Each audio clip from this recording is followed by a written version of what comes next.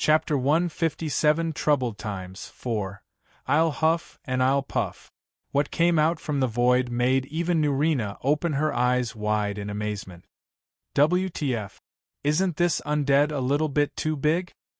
Can it be called an undead in the first place? Nurina and John were more curious than anything else. Haha. Don't think you can defeat this easily. This thing was remodeled by my very hands to resemble a dwarven centurion. Son, let's go. Gills held his son by the hand and started running the other way. Nurina and John were still scanning the new undead with wonder. The two mad researchers couldn't suppress their curiosity anymore. I see, it indeed resembles a dwarven centurion. Even though I have never met one in real life. Carries a lot of resemblances. John noting the similarities between the structure of the strange undead and the dwarven centurion. I've seen a lot of them and it is really not really a good imitation. But I am interested in how could they make it look like this. Dwarven centurions are very large mechanical guardians in Dwemer ruins. Their giant bodies, undoubtedly designed for combat, are constructed of solid Dwemer blocks and armored with thick dwarven plates. Their arms are equipped with a dwarven warhammer and a dwarven battleaxe. Their enormous body makes them move slowly, but this is balanced by the ability to take lots of damage and use very powerful attacks, making them extremely dangerous between all the animunculi left behind by the ancient Dwemer. The dwarven centurions are the most elaborately constructed, well-armed, defensive, and arguably the most dangerous if one excluded the rare types of the dwarven animunculi like the Nimidium and the dwarven colossus. Animunculi are ancient mechanical automatons that may be found in the Dwemer ruins. It seems like they put it piece by piece on a remodeled skeleton of a giant and added a lot of other pieces of bone to make it armored like that. I see. Good analysis, John. It is like patchwork zombies. Patchwork? Like Frankenstein? I don't know what is that. Anyway, this looks dope as hell. Can I test it? Go ahead, I don't have high expectations on it though. It seemed that Nurina wasn't really interested in the undead creature as much as John. She has lived for a long time and seen stranger things, so she lost all of her interest immediately after she found out the secret behind it. However, she still wanted to hear an answer about the ability to normal undead that leave their remains after being destroyed. She nonchalantly cast some bound arrows at the fleeing enemies and killed most of them in a flash, leaving Gills and his son alive but pinned down. John, however, stood in front of the undead creature and cleared his throat. Ahem. Fuss row. And just like that, a force wave formed and flew at the undead creature in a blink. Once the force wave clashed with the creature, John's expressions darkened. So weak. The undead creatures crumbled in no time. It was indeed because that John's unrelenting force is abnormally strong, but also the quality of the undead creature and the way it was created wasn't to handle an attack as strong as John's. To start with, the Blackrock clan indeed is a necromancer clan, but its might was gained through hoarding a high number of undead creatures and using curses and illusions, but that was nothing to pose as a threat in front of Nurina or John. John was disappointed and looked at Nurina like a kid who got a new toy but broke it a little bit too early. What did you think? It is just some normal bones after all. Nothing fancy about them. But it just looked fearsome, but it was too fragile and badly designed. I was excited. Nurina decided to not care about John, who was on the verge of tears, and walked towards the father and son pair who were pinned down by her arrows. Alina and Jelinar naturally followed her and left John screwing around with the bone fragments that he kept examining for some reason. So, the two little swines. Which one of you will start telling me a story I want to hear? The one that will speak first gets to live. The other one will have to experience seeing his guts by the very hands of that girl. Nurina said as she pointed as Jull. Gills and his son Calf turned pale from Nurina's and Jull's look. Jill admires Nurina a lot, so she started to copy a lot of her actions, and that includes the smile that is not really a smile technique. I will tell you.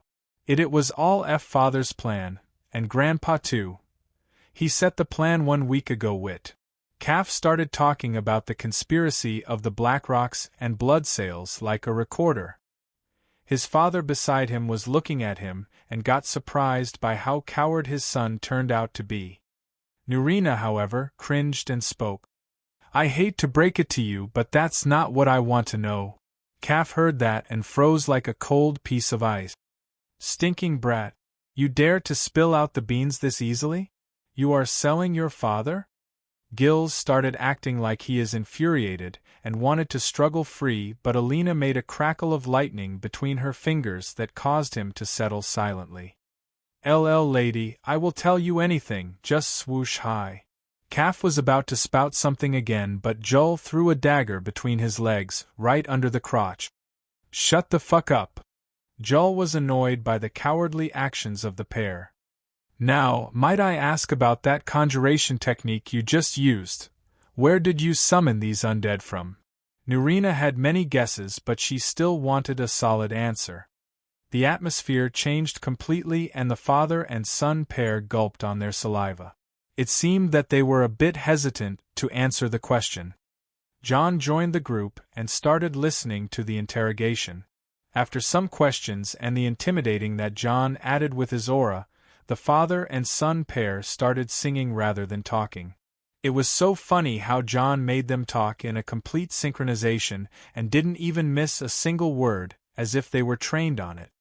John and his party learned some very useful and shocking information about the power of the Blackrock clan and their method. From what was said, the undead creatures of the Blackrock clan indeed gets to stay in the mortal realm when they are destroyed for a very plain, simple and boring fact. From the very beginning they belonged to it. John tilted his head, not understanding, and was about to beat up the two swines, but Nurina laughed and nodded. From her understanding, these undead creatures were created in Mundus and got reanimated and zombified in Mundus, which means they were just simply some raised dead beings.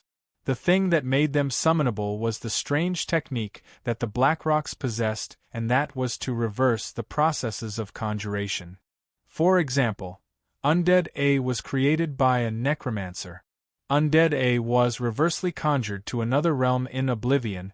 That realm is insignificant for the Daedra to care about and peaceful enough for the undead to roam freely without any danger or threat, and also allows the caster to be able to summon them anywhere and when by reversely banish the undead from that realm and call them back to Mundus. In life, the correct answer is the most boring one. Nurina sighed while shaking her head. It was true that the theory was possible, and she has no problem in recreating it, but it is too inefficient in her eyes. One can freely summon better, and almost a limitless amount of undead from the soul cairn as long as they have the power to do so.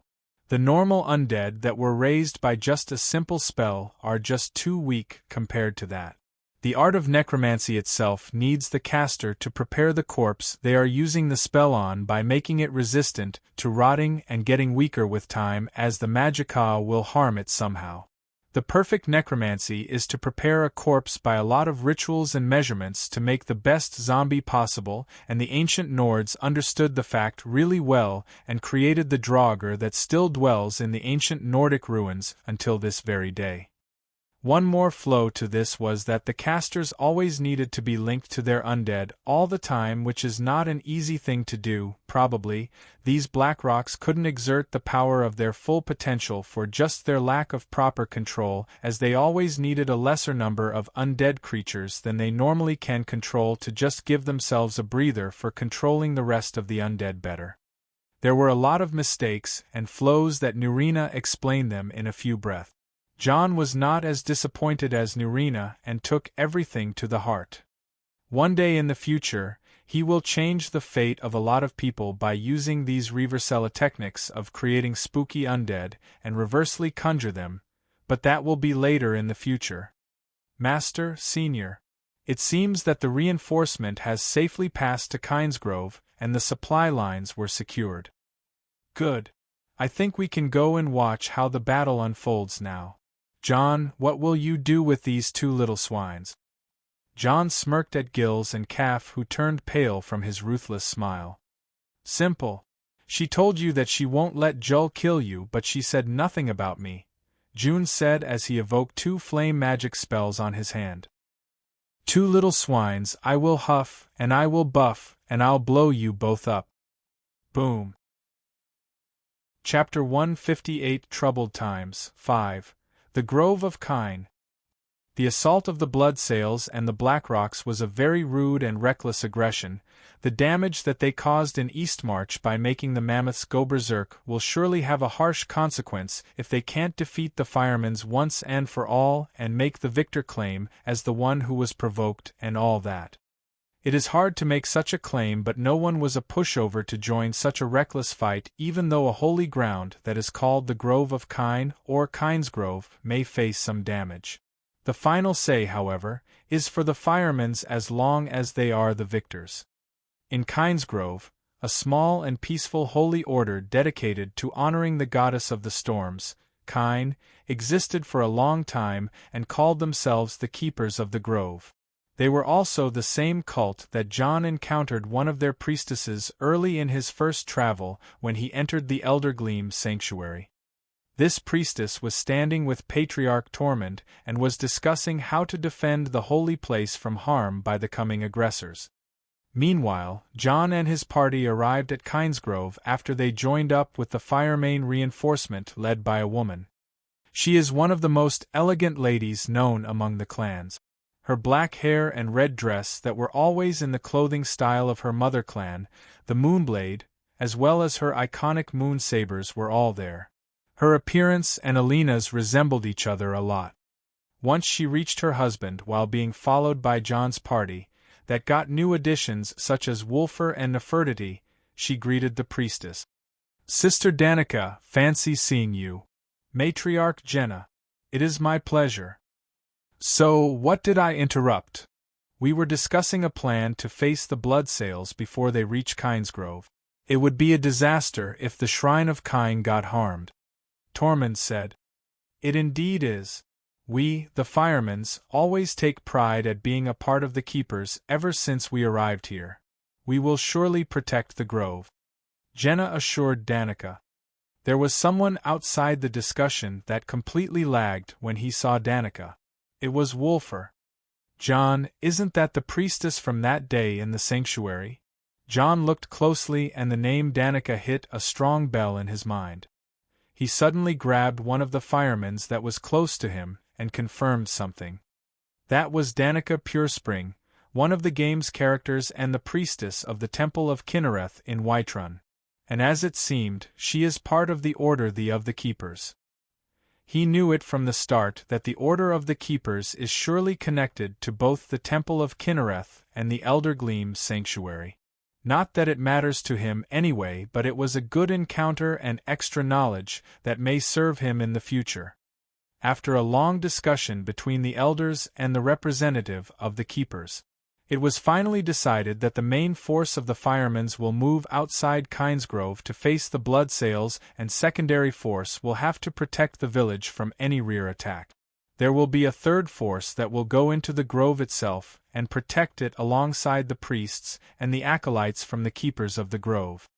The third force will have 2 leaders, and they are Vladimir and John, who have enough experience in leading troops than anyone else between the younger generation. John, of course, was introduced as John Dare, the Thane of Winterhold. The preparations were all complete and the teams started taking positions. The night has passed and the second day arrived. After dawn, the bright sun illuminated the world, and it was another magical morning.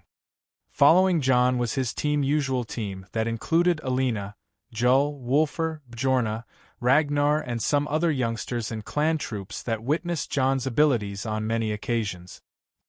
Alina was walking with Danica, who started talking how awesome and blessed Alina is as one of the favored by Kyne and offered, as it seemed, that the two are close. John also discovered that the Keepers of the Grove is an order made of druids, and a lot of firemen joined it throughout the generations. It was also the order that guided VE and Tormund Firemain to the new land that they occupied as their home after driving out a cult of Herson and some Hagravens that plagued the area. That makes the order a long-life friend to the clan. One more interesting thing that he managed to understand that the order has a lot of druidism techniques that fit someone with the talents of Alina. Nurina and John would most certainly encourage her to pursue the path if he found it as interesting as it sounded. His hunting teacher always spoke of druids, and it was something he always wanted to see himself. Still, Nurina decided to stay in Kynesgrove and provide support to the second team that will defend the village, as it was the team with the least chance to get in any battle, and she wasn't interested anyway. As the third team of John and Vladimir moved into the grove, they arrived at a small area where standing stones and a beautiful altar that were all made by the people who lived there. These were the priesthood from the Keepers of the Grove order. In that place, the party offered prayers to a shrine in an altar made of branches, and it was dedicated to the goddess Kyne. Alina acted as the leader of the prayer and hurriedly offered her prayers in a devoted manner, then touched the shrine. A sparkling light came from the shrine and embraced Alina, who glowed for a second and returned to normal in a second. Amazing! She got a blessing. Kyne is with us. Ragnar, who was mostly silent, was greatly moved. Jul, Bjorna, and some other girls all surrounded Alina and started a round of talking and congratulations in a girly way that was just all of them speaking at the same time. John was smiling as well and didn't say anything. A blessing in this world wasn't as common and as easy to get in the game for anyone in this world. However, when it comes to John, things get rather a little strange, as he himself is aware of it. John wasn't a believer of any of the pantheons of this world, but he had a favorable impression of Kyne, aka Kinnereth, Ismir, aka Talos, and Shor, aka Shazar, aka Lorcan. So all he did was to pretend to be praying, then touching the shrine as the others did before him. Without any expectations whatsoever, the shrine gave the same sparkles, and John started glowing more than Alina herself, who was called a favored child by Kyne. Damn it! I never prayed for anything and I always get a blessing. Every damn time. John thought to himself. The others weren't really expecting to come across another blessing on the same day, and lagged for a second. As expected from Senior, Alina reacted first and seemed to be excited. Yeah. Thanks for the blessing. John always gets annoyed because every time he gets to pretend to pray for gods, he doesn't even worship, and gets a blessing anyway. Happened with Talos, Mara, Kyne, and every time he gets to touch a shrine. The reason was probably that he recognized the existence of the Etiata, who are viewed as gods to the mortals, or maybe a privilege for the damned Dragonborn. Anyway, each time he causes an uproar, but it may be useful for the moral of the men this time, so he just reacted with a smile, and was seen in a more favorable impression by the ones around. After he managed to calm down the fanatics around him, he started sending patrols and managing the area he was appointed to calmly. He spread a lot of familiars to monitor the situation and talked with the priests to show him around. As he was accompanied by a young acolyte, he saw the beauty of the place from the rolling hills to the majestic trees.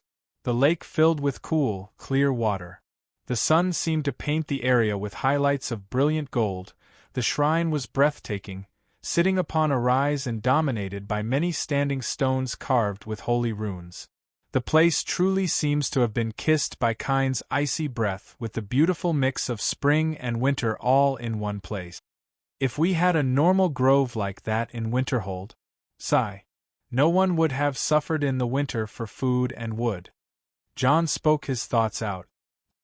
It is forbidden to seek harm to any tree in the grove, while the fruits that grow here are free for anyone within reason, of course, the acolyte said. But you can ask Sister Dankia to spare some of the seeds if you want to grow a grove by the place you live. The firemen take some seeds from time to time. Seriously? I will have to trouble you then. No problem, truly. It seemed like an opportunity for John to make a new project, and he wouldn't miss that out. The seeds that would be given from this grove are mostly blessed, and will have a strong energy to grow normally in a harsh place like Winterhold. After some time, Jull came running with her patrol members. John, there is an update on the situation. Report. Some of the scouts reported movement. It seemed that the fight has started at the front. After a bloody while. Have the enemies sent any force to attack anywhere near our area? No. Not yet, I suppose. You, call for Vladimir and tell the others to get beyond standby. And Jull, I want you on a flame Atronach hawk to watch the north. John started giving a series of orders to the clan soldiers with him, and to Jull. If the Bloodsails so much decided to attack the Firemans from the back or ascend a small unit to wreak havoc from behind, he will be there waiting for them to mess up. He and Vladimir had around 50-foot soldiers and 8 mages, so it was a good chance to show off his commanding skills. The true fight will soon begin. Chapter 159 Troubled Times 6. The Battle of Kynesgrove. The fight took place on the road north to Kynesgrove. The Bloodsails didn't expect the Firemans to come out to fight while the Mammoths are rampaging around. The thing that they didn't expect even more was that the Firemans were in full strength and weren't in any disadvantage. It vexed them a lot that even the Blackrock force was not complete. Some of the Blackrocks were to make an ambush and cut the reinforcements and the supplies of the Firemans long enough to take out their elite members with numbers, but it seemed that it wasn't successful. Not even a bit. Damn you, Firemans! You will pay no matter what. The patriarchs of both the Bloodsails and the Blackrocks were in it means war mindset and to fight no matter the consequences. They had the advantage of the high ground and the numbers. With all of the Bloodsails' first-class forces and the reinforcements of the Blackrocks, it was around 1,200 men ready to fight. The Firemans can't muster more than a mere 500 men without the help of the Moonblades. From them there were a total of 100 to secure the supply lines, the medical team, the grove, and the back of the main force on the side of the Firemans. Even though the Firemans were lacking in numbers, but they were having the advantage of the quality and the advantage of the ground. The Firemans were a fighting force that was mainly made of riders and beast riders. Add to it the new Flame Atronach horse that started to get popular between all of the Firemain members that can cast magic. The mages team on the Firemain force were all Flame Atronach horse riders, which triggered a big trauma between the troops of the Firemans. To them, the flaming steeds are the symbol of the most infamous Thane of Winterhold, who murdered a lot of their brethren and showed his fangs on many occasions. It also confirmed to the Firemans and the Thane of Winterhold are in cahoots. At the center of the Firemen's force, a meeting was being held. John Hild's idea of conjuring as many Flame Atronach horses as we could is really working, Tyr said. The kid likes to play mind games a lot. Not that it shows effects many often, but he knows how to taunt people. Scotty replied. Enough admiring that brat. I have sent some of my men as normal travelers to hire any mercenaries from Windhelm. Should we start an early assault or wait for a better chance? Sigurd Moonblade, who joined the Firemans lately, took part in the discussion. I think our chance is very good now. We still have some trump cards we left to whip out those low-lives. Everyone looked at the hooded couple on the side. These two were as calm as ever, but they were a vengeful duo that has a long and personal hatred to the enemy clans. After a short discussion, the sound of war drums echoed in the veracity, and the horn was blown. The blood of the men started boiling, and the battle formations were formed. On a higher place, a Flame Atronach hawk was flying over the battlefield, and a girl was watching everything from up there.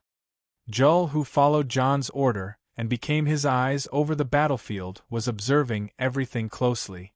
The enemy clans had big numbers. This was the biggest gathering of people in a wild area she ever saw in her life. Add to that the amount of undead that was summoned by the Blackrocks, the Firemans seemed to be in a great disadvantage. The firemen's forces were around 200 infantries led by Patriarch Tormund and 100 riders led by Njord.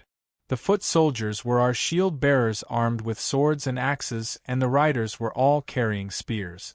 The road to the Kynesgrove was not wide, so if 50 men stood shoulder to shoulder, they would most certainly block it.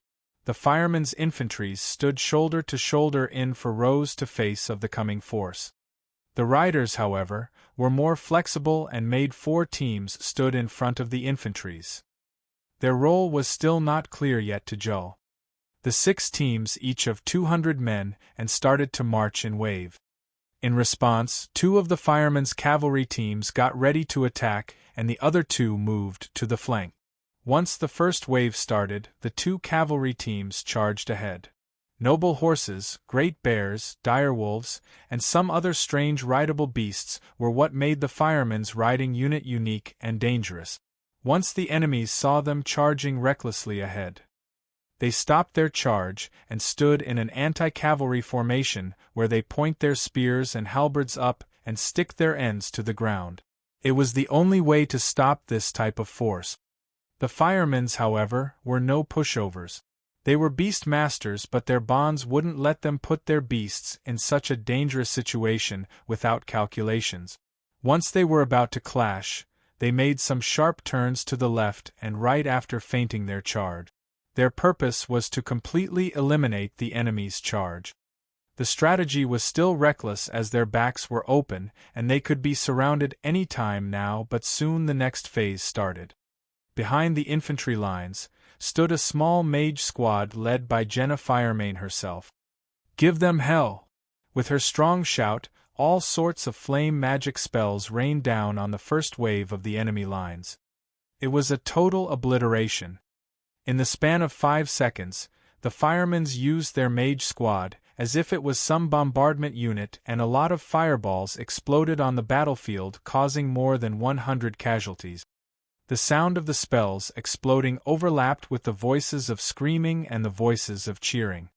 2 squads were moving behind the first wave that got nearly annihilated, but their movement slowed down after the bombardment started. In response to it, a 3rd squad of light infantry joined, and it seemed that it was a long-ranged archery squad. This is the second wave of attacks, and it was advancing towards the firemen's. Patriarch Tormund noticed the movement and ordered a defensive formation to protect the mage squad and ordered the cavalry to retreat immediately. Before anything could happen, the 3rd and 4th Raw in the firemen's infantry squad switched 2 bows and started shooting at the survivors of the first wave. This wasn't really a wise move for someone who was looking from the side, but it changed the movements of the enemies dramatically. The second wave first 2 squads that were made of infantry were the closest to the first wave squad. From the point of view, the bombardment with magic is too overwhelming to go against, but arrows can still be blocked with shield. One thing in common between the firemen's and the bloodsails in this battle was closeness, the blood ties between their troop. The first wave had a lot of family members to the second wave: sons, fathers, brothers, cousins, friends. It was too heartbreaking for them to see their kin die like that under the heavy bombardment of magic. When Patriarch Tormund ordered to switch from magic attacks to arrow attacks, and with the retreat of the cavalry, he intended to plant the illusion that the mage squad ran out of magicka and they can't shoot magic anymore. He also showed a petty movement like trying to annihilate a fallen enemy with arrows, and his actions seemed desperate and forced. All of that gave that illusion. In truth, it was all a trap. Once the bloodsail made a firm belief in the illusion, they ran to protect their brethren with their shields from the firemen's merciless arrows. It was a perfect response, and the arrows were blocked by the 2nd and 3rd infantry squads of the bloodsails. The archer squad didn't act and remained in the back to make sure nothing happens, but suddenly it all went down in a single second. The bombardment from a while ago made a large cloud of dust and caused the view to be hard, but it didn't block the very unpleasant sound that came afterward. From the flanks of the 2nd and the 3rd infantry squads of the bloodsails, a lot of noises came. "Riders!" as one soldier shouted, his head was smashed by something heavy. The 3rd and 4th Cavalry squads of the firemen that didn't participate in the provocation maneuver attacked the Bloodsails from the left and right. A second later, the 1st and the 2nd team of cavalry that was ordered to retreat turned around and charged at the Bloodsails infantry too. 100 cavalry and around 400 infantry were a bit ridiculous in the eyes of some, but Jullinar was opening her eyes wide from the scene. The cavalry's charge was devastating, and that was all to be said. When someone mentions the firemen's cavalries, one should remember very well that the firemen's ride beasts and not so ordinary horses. Each unit in the squad was counted as 2 because the beast or the horse was not just carrying the riders but were also fighting with their spiky armors, fangs, claws, and hooves. Even the flame Atronach horses were adjusted to cause a flame damage to the foes around them. Put all that aside, the cavalry charge itself was so devastating that it sent the first layer of enemy defenses flying right over 10 meters. Jullinar was analyzing the situation from above. She kept looking at the man who was ordering the firemen around and felt cold shivers running through her back. She looked closely at Patriarch Tormund and gulped her saliva. These firemen are all monsters. That old man looked like your average fireman, but he played the Bloodsails around like little babies. What of Nurn is wrong with these people? Jullinar remembered the struggle they had to go through just to face the threat of the pirates, and how many men they had lost during the days of establishing a foothold in Winterhold. In the last battle, when Jon sank 2 ships and entered from the sky like a hero, it was all like a fairy tale after that, even though many people died and many got crippled. On the contrary, Tormund Firemane led his men in a very efficient way and obliterated the Bloodsails without even making a single move himself. The losses in the firemen's lines weren't even a thing to be mentioned. Jullinar realized the meaning of Jon's words that day. I strive to be the best leader I can possibly be, as this world doesn't need a hero, it needs a professional. Little did she know that Jon learned those words from a video game, even though he was serious when he said them. And little did she know who was the terrifying person that was leading the firemen. Patriarch Tormund lacked a bit in appearance, as he wasn't as tall and large as even his children. Compared to his cousin, Jonrad's father, V. Firemane, Tormund wasn't really as flash in the terms of power and magic, but he was the one that led the firemen into victory after victory for more than 70 years and survived the prosecution of the clans 16 years ago, even though he failed to reach Hilda without the interference of the Greybeards. A terrifying existence only is known to few people. There were many people who sought his advice and hoped to be allied with him. This was a great advantage he could use to attract allies, but the policies of the clan held him from having too many debt. This, however, never stopped some people from trying to curry favor to him, even by force. Like what happened in this very second. Bobo. The sound of a horn was heard, and it came from the north behind the lines of the Bloodsails and the Blackrocks. An unexpected 4th party was announcing his entrance to the battle. Sigurd. Could it be your men have managed to find mercenaries this fast? Tormund asked Sigurd. I doubt it. They should be arriving at Windhelm if they were riding in straight line. I smell trouble. In the air, Jullinar was watching the situation by a far sight spell and held her head after she realized what was going on. Jon won't like this at all, she exclaimed to herself, then began to land in front of Tormund Firemane and the rest. Grandpa! Young Jull! Speak, what did you see? Troops carrying the blue banner of a bear. It's Ulfric's Stormcloak. Chapter 160 Troubled Times, 7. Up we go! Jon's front started to get active too, as it seemed that the Bloodsails has spared their cavalry to wreak some damage in the small villages around Kynesgrove town. The cavalries of the Bloodsail were so miserable compared to an average fireman scout. Actually, none of the hidden clans can be compared to the firemen's in terms of quality when it comes to the quality of its troops. Even the Imperial Legion elites can learn a thing or two. Yet, despite being a hidden clan, the Bloodsails' performance was merely so. It was as expected from a clan that most of its activities were naval skirmishes and surprise raids. In an open battlefield, they got broken very fast. John didn't act most of the time and only gave commands to chase the raiders and kill them. The raiders came from the west, which means they had crossed the White River and were really preparing to give the firemen's a headache. Still, all of their plans went into disarray as John's men were expecting them and even ambushing them. John foresaw their raid through his familiars, of course. As he was riding a flame Atronach horse and used a bound bow to hunt down any enemy that would stray away, he saw a flame Atronach hawk approaching him. "John, there is an update on the situation." Jolinar jumped down and walked near to him. After getting the report about how half of the enemy force was crushed and the party crusher that just arrived, John went into a moment of silence.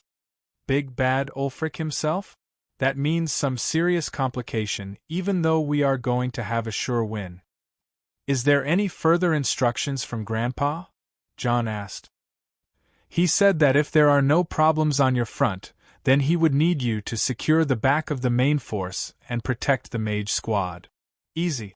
We just need to finish all the Bloodsails left in this area and go right away." John and Vladimir met and started hasting the plan.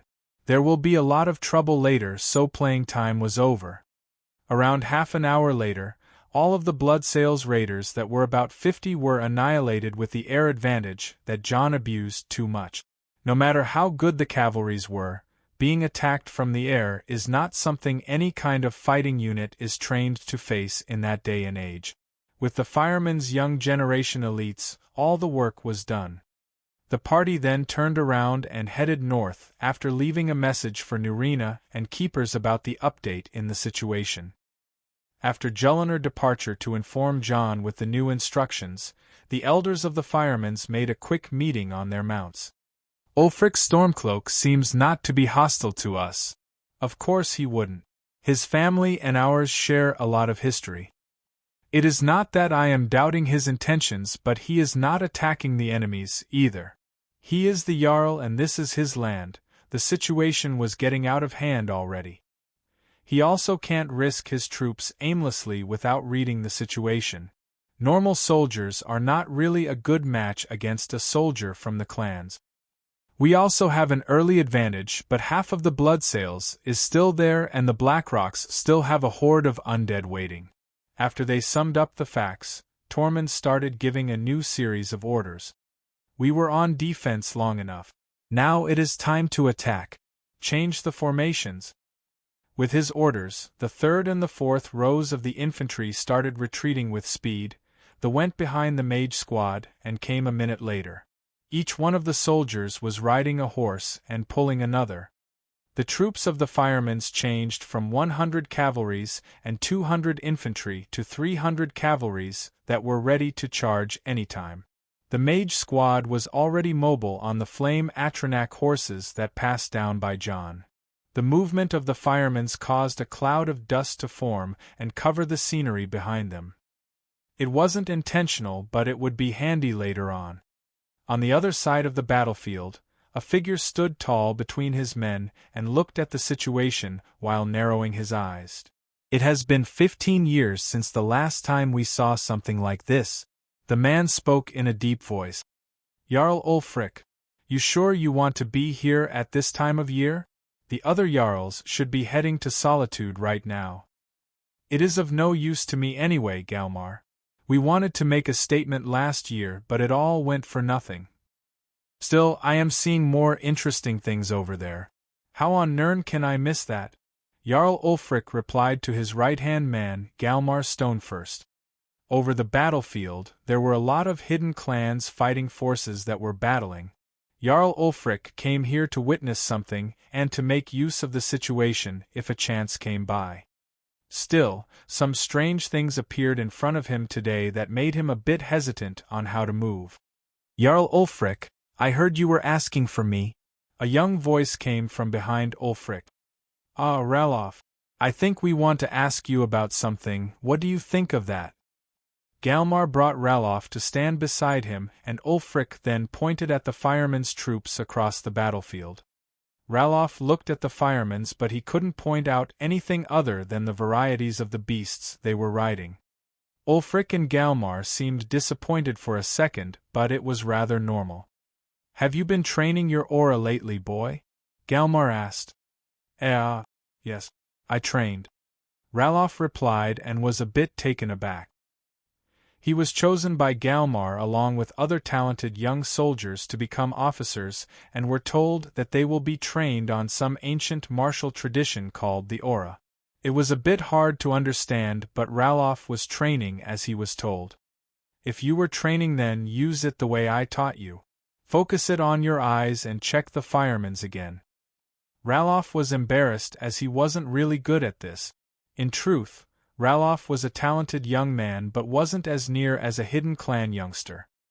He learned the aura by joining the personal force of Stormcloak family and was considered a good talent. Still, in comparison to the generation that fought in the Great War and the hidden clan's younger generation, his talent was mediocre.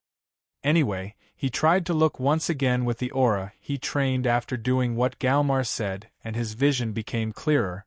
He could better and his sight reached further. Are those the horse-like flame Atranax? Yes, it is that. Now, can you tell us about how much your investigation reached so far? Ulfric asked. Ralof was taken aback, but he managed to calm himself and reported all that he knows. The flame Atranac horses appeared in Windhelm and were connected to the appearance of a young man called Darth Vader. This young man killed one of the strongest pit fighters in Windhelm and escaped the city on one of those beings. Ever since this accident, the investigation became the responsibility of Ralof, and he was to find this Darth Vader as Jarl Ulfric has developed an interest on him. Yet after half a year of looking around, the results only took them to Winterhold, to the creator of the spell itself, the rising star of the north, Thane John Dare.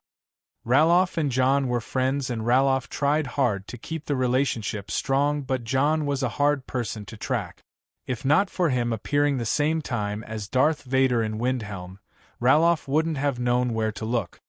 Anyway, the case was complicated, and Ulfric himself knew that it wasn't an easy thing to achieve, so he didn't blame Ralof's inability at all, and even invited him to join the Stormcloak's secret force. But the appearance of the flame Atranac horses today took the case to a whole new level. This will be a hidden clan matter, and Ulfric will be the one doing the labor to dig out information himself. Ralof listened to the discussion between Ulfric and Galmar, and even was allowed to say his opinion. It showed how much Ulfric valued young talents himself, and he learned a lot of information. Right now, the whole point of discussion and the reason why the Stormcloaks were halting their movements was the appearance of the flame horse Atranax, as well as many other names that came to their minds, like John Dare, Darth Vader, the Dare Dragon Company, etc. During the conversation, Jarl Ulfric pointed out the Firemane Chargers and highlighted them as the strongest force in Eastmarch as they were about to swoop the Bloodsails and the Blackrocks from the face of Nurn right now. His only regret was that he couldn't find the firemen's in the bad state he hoped them to be in, so that he can jump in and offer them the helping hand they need. He could only block the escape path of the Bloodsails and the Blackrocks with the excuse of not letting troublemakers do as they want in his hold. So this old man is still doing fine. How much should I have to wait for that old fox to die? By Talos, he looks younger than me. Ulfric sighed to himself as he looked at Patriarch Tormund from afar. Jarl Ulfric, I am not sure what am I seeing is true or not, but what is that? Ralof, who was looking away from the battlefield, pointed at something and asked. Galmar was the first to look, and he didn't seem to understand what is going on as well. Ulfric, who saw their reactions, used his aura and focused his sight at the direction they looked at. It wasn't something he would have imagined to see, but it seemed that the flame Atranacs weren't just horses anymore. A bird-like flame Atranac? And people on top of them? Ulfric exclaimed. People? Flying? Ralof wondered. Isn't that against the law of the Empire? The Levitation Act. Galmar looked at Ulfric and asked. The Empire? I don't think such a law will be active anymore. The firemen's are showing some good signs. It was true, the law of the Empire forbade all levitation magic, but that didn't stop many people, and it included the firemen's. Will the Empire see that as a provocation? On top of the flame Atronach hawks, John, Wulfr, Alina and Jelinar were joining the attack from the air. The Firemain Chargers saw that scene and were fired up even more. It was a crazy daring move and everyone was so hyped from it. John, who was grinning widely, didn't want to make it a normal aerial attack move as he planned for something crazier. Okay guys, we are doing it. Don't do this, brother. I still haven't said goodbye to Bjorna. John, I am too young to die. Senior, I never imagined myself to say this, but I hate you. Shut up, you bunch of cowards. This is the pinnacle of personnel modern warfare. We are doing the winner-winner chicken dinner. It is more like a funeral that what will be there for us. Don't worry, guys. These flame Atronach hawks were remodeled by Nurina to just reach 500 meters in altitude. It will be alright, probably. Just 500. Probably. Buckle up, boys and girls. Up we go. Chapter 161 Troubled Times 8. Skydiving was a bad idea. The flash entrance to a battlefield by 4 flame Atronach hawks surely took everyone's attention. The flame Atronach hawks only meant one thing and one thing only. John Dare is here. Everyone who was affiliated with the hidden clans that were involved with the recent trouble around Winterhold will surely know that these are the birds were the harbingers of disaster that caused a devastating loss to the Blood Horkers and completely removed the Bloodsail's influence from Winterhold. Now, and with the appearance of these flame Atronach hawks, the scene took a rapid turn to the worse for the eyes of the Bloodsails. Bring them down. Before anything else, bring these damn things down. The Patriarch of the Bloodsails shouted at his men. The archers that were on the second wave attack have fully retreated and tried to intercept the 4 flame Atronach hawks. In response, John and his team flew even higher. Not a single arrow could catch them. The 4 kept flying higher and all the parties got concerned. The firemen's thought it would be dangerous and the Bloodsails felt that the disaster may be scarier. Give me that! One of the strongmen among the Bloodsails took a spear from one of the soldiers and aimed at the flying Atronachs. He then activated his aura and focused it all on his right shoulder and arm. Once he locked on one of the flying Atronachs, he threw the spear with all the power he could muster. The spear flew forward, leaving behind an afterimage, and closed on the flying Atronachs in a second. Incoming! John shouted as he detected the spear, and all the flame Atronach hawks performed a maneuvering spin in the air, dodging the incoming attack. The target of the spear seemed to have been Jul's Atronach, but thanks to John's warning, everyone pulled it out untouched. John took the chance to use the telekinesis spell grab and caught the spear that flew behind them and started to pull it to him. On the other hand, and due to Jul's vengeful nature, she would never such a thing go. As soon as she stabilized her flame Atronach hawk, she took out her lever-action crossbow and opened the fire of retaliation. Even from her distance and altitude, he bolts found its target like a charm. The first bolt hit the man's shoulder, the second pinned his left foot, the following few claimed the life of all the guards around him. Fuck! Shield him! The Bloodsails Patriarch shouted frantically and ordered the guards to protect the man with shields, as it seemed that the man was his direct descendant. However, Jelinar was shooting arrows filled with decisiveness and power. The lever-action crossbow that was designed by John, built by Wulfr and enchanted by Alina's wind magic, was so fearsome that it could rival a sniper rifle in John's eyes. The luck was on the Bloodsails man who was being protected right now, as he managed to be saved in time. Jelinar clicked her tongue in dissatisfaction, but John didn't let the chance go. He was still holding the spear with telekinesis, and he aimed it like that. He then launched the spear with all his power at the man. Meanwhile, between the Bloodsail's ranks, the patriarch was checking on his son that barely made it back and turned around to look for a healer, but he heard a weird sound that made him look back at his son once again. The scene he saw almost made his hair go all white. The spear that his son just threw a while ago was penetrating his son's skull from the back and coming out from his mouth, pinning into the ground. The son's eyes were still open and he was looking upward. It met with his father's line of sight and the atmosphere around that scene. Up in the air, John was still going higher and higher, followed by his team. "How much altitude is that? We still aren't there yet." Their flight speed wasn't slow and John was aiming for a very strong attack. The fire main chargers were a few seconds away from clashing with the enemy's front lines. Just as the two forces met, the charge of the cavalries was too strong that it caused the first and the second line of defense to get sent flying, and the firemen themselves were using the wave strategy and kept a charge after a charge. Meanwhile, John has reached the highest altitude his flame Atronach hawk can reach. "Senior, this is too high. Don't worry, Jull and I have done something similar before." Alina didn't speak more when she learned that Julliner and John had done that madness once. She would be damned if she can't do what Julliner had done with John. Julliner and Wulfr were a bit silent, but both were on the verge of crying. Wulfr had his reasons to try this move out, and Julliner wanted to refute that the time when they got down from the throat of the world, they were gliding. "Okay. Here we go." The scene from the ground looked crazy. Jonrad, Hilda and Sigurd, as well as most of the main Firemain family, held their breath. These kids are crazy. That was the idea most of them had in mind. John's idea was a skydiving attack.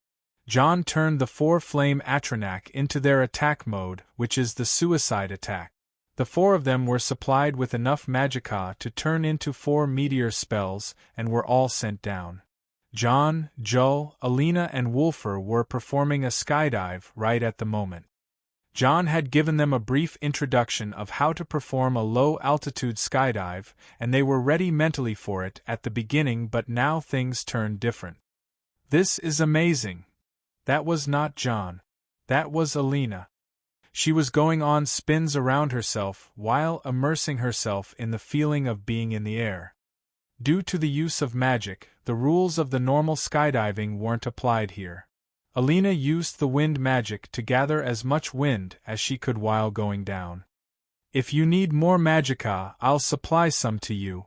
"Yes, please." This part of the attack was totally depending on Alina. She was using her magic in a style that was going to cause a disaster if she casted it in normal circumstances, but John provided the mean to do it. Alina was gathering a lot of wind with this skydiving alone. And to tell the truth, Wulfr and Julliner were her mostly for fun and to provide support later. On the ground, the onlookers were watching the skydive while not being able to do anything.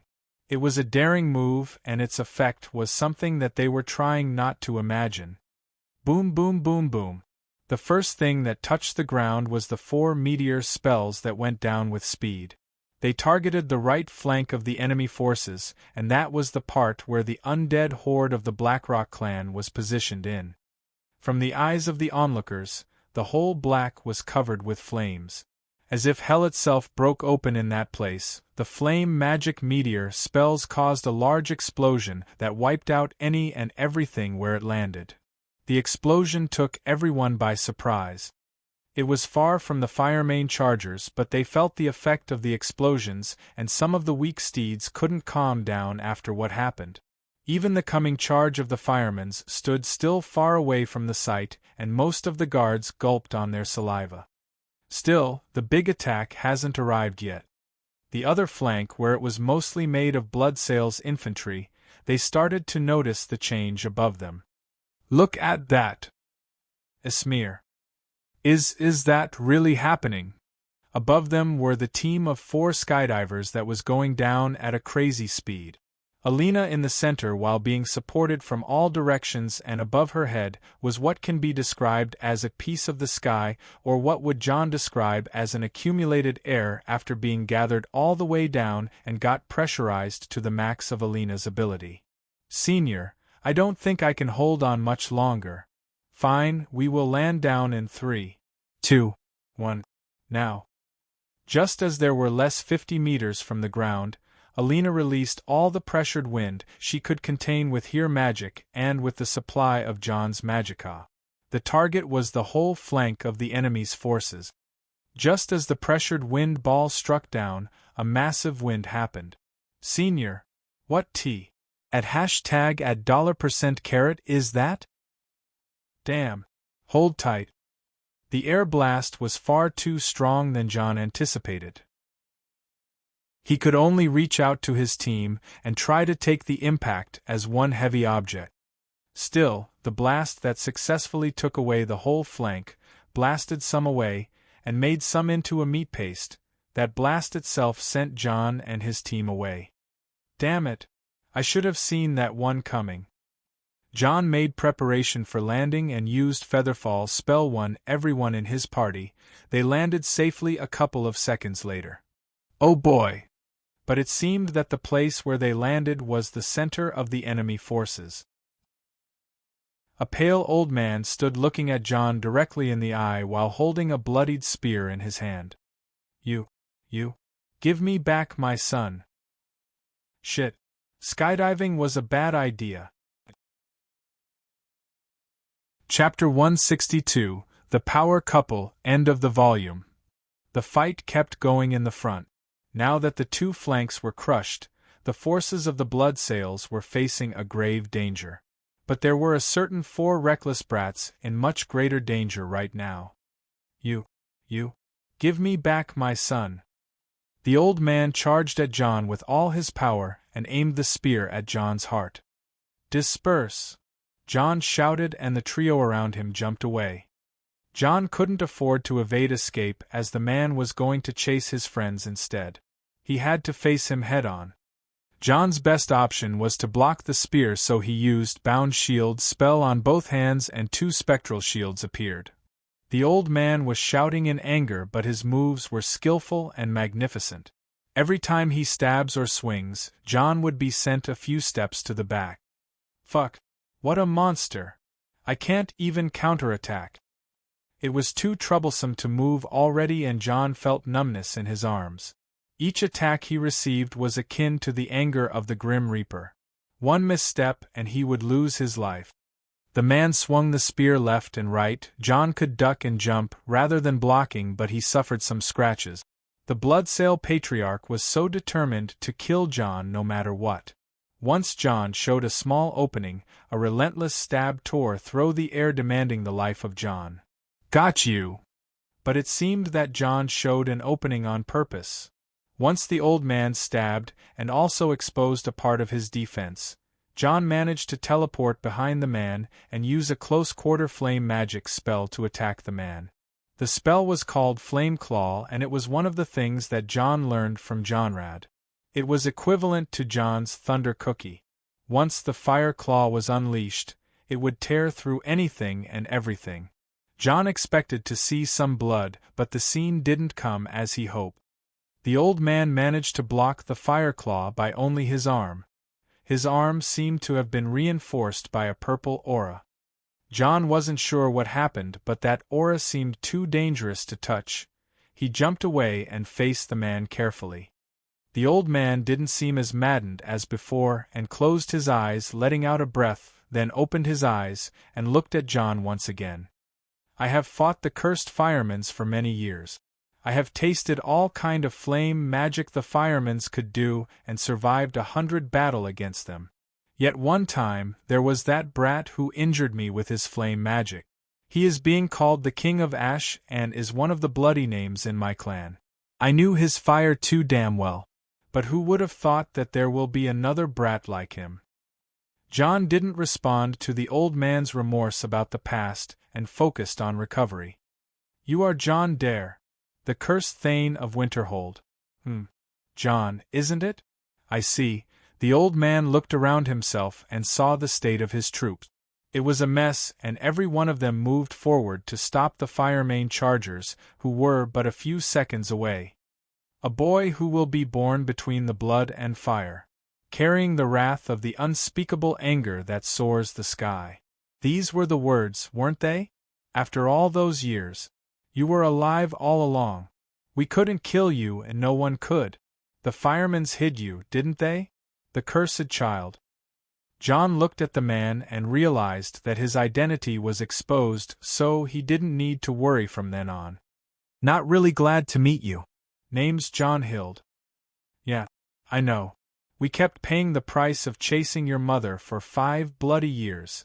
Every time we faced her cursed fleet, she would scream for John Hild. Every damn time. Your name holds a meaning in the sea. They say once it was heard, the sea's water would turn red after the massacres your maddened mother would commit. John raised his brows. He didn't understand why Hilda was called the Bloody Hilda and considered the name a bit disrespect for his mother compared to his father's cool name, but it seemed she deserved it some way or the other. I guess there is no room to talk now. We knew too damn well that if you survived, then all the enemies of the Firemans would be destroyed.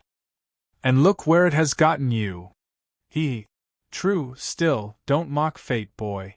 Fate favors the strong. Once you are not the strong anymore, fate can abandon you on a whim. What do you mean? The old man laughed and his aura intensified. He stepped forward towards John, who stood his ground and released his aura too. It means that as long as I kill you here and now, the fate will backfire on your clan and my clan will thrive. Crazy old man. Die. The Bloodsails patriarch said something vague, then charged at John with a heavy killing intent.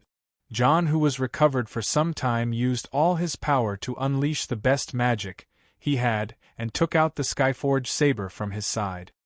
The old man stabbed at John's face, and John deflected it with the back of his blade, then used lightning magic to counterattack, but the old man evaded the lightning before it was even cast. Damn. Was that hockey? Die. I am not going to do so just because you are telling me to. John was counterattacking with magic, and jumping around while healing himself with magic. Not everyone may have noticed, but John's vast magicka pool and his overall control were noticed by some people around. Alina, who was fighting back-to-back with Julliner and Wulfer while trying to open an escape path, halted for a minute and was kept looking at the high-speed battle that was happening not far away from her. So that is Senior when he is fighting seriously. John was indeed using the privilege of his ridiculous amount of magicka to turn the tide to his favor, but it was clear how the old patriarch of the Bloodsails was a skillful fighter. A bit far away, Ulfric Stormcloak and his people were watching from far away. Ralof's eyes were open wide. He realized the difference between himself and those crazy 4 youngsters who were fighting in the middle of the enemy forces on their own. More to that, he felt one of them was very familiar. That one over there, that is Wulfer. Ralof recognized Wulfer right away. Who is that? It is John Dare's teammate from the tournament. Ah, there was that one indeed. Where is John Dare then? Wasn't he announced as a new member of the Firemans a month ago? It would have been fortunate if it was only the Stormcloak who watched the battle closely. In the dark corners of the area, some eyes and ears were watching the situation closely. It was lucky they couldn't hear the conversation of John and the Bloodsail Patriarch, but they were still paying a very close attention to the result of that fight. John Dare was a hot topic between many powers right now. Back to the fight, John used every trick in the book against the old beast that didn't let go of him. He also noticed that the old man started to use his bloodline power. The bloodline power of the Bloodsails is known as the Blood Boil. It can make the body stronger and the recovery faster. It may affect the sanity a bit, but it was a great ability. John could trap the old man a few times using some rune traps on the ground, but the endurance of that old man was ridiculous. He could pressure John to a corner, no matter what John tried. Damn you! Just how much can you withstand, you fucking masochist? John's attacks have indeed landed on the old man, but the later was as lively as ever and attacked left and right without slowing down. It was so annoying to fight that old man like that. John's speed was his only remaining advantage, but his stamina wasn't as good as his magicka, and his healing magic couldn't restore stamina like Alina's. Sigh. What is left I can use? John asked himself. In his state, the Thursdayum was not the best idea. The Thursdayum words he can use were all area of effect attacks, and right now he was surrounded with both allies and enemies. There is that thing. But I am not good with it just yet. John remembered some of Jonrad's and Hilda's words about how to use his bloodline limit. His bloodline limit should be identical to Jonrad's, but it was not an easy thing to wield. He looked right and left and saw that the Firemane chargers were closing in, but the enemy ahead was much closer. His friends and loved ones were all around him. Juliner, the feral girl he tamed, was fighting like the beast he trained her to be.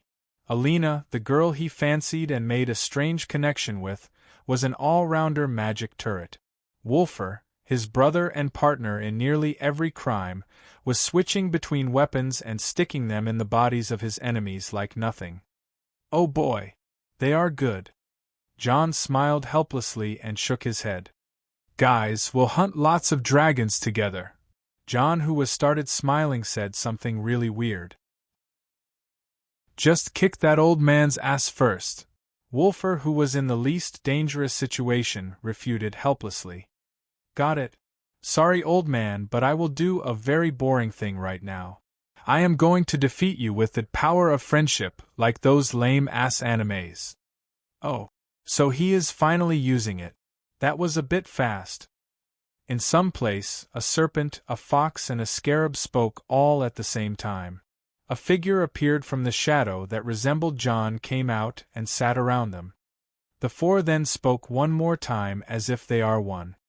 It looks way better than what I anticipated.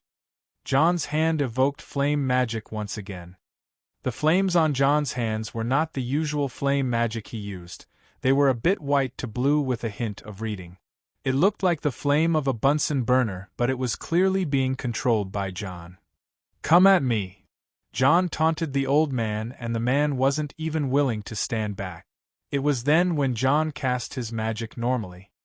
The flame that would take a bit to penetrate through the aura was spreading through it like fire and oil.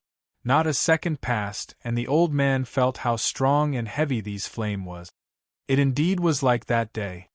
The same flame that killed one of his sons 10 years ago when they tried to take revenge on the firemen. The infamous ashen flames. The old man realized what happened, and there was only one thing in his mind right now. Retreat! John's flames have returned him to his sanity, and reminded him of the disaster that there is no way to avoid now. He didn't think of it, but he knew the firemen's too damn well. He knew about them and their guardians. If it is like that, then the boy in front of him was just like his father, someone that the Dragon Guardian recognized. It was unrelated to how he found out John's identity at first, but those with the Dragon Guardian's protection are not to be messed with. Even though the cub in front of him was not yet the full-fledged lion to be feared, a cub was still a lion.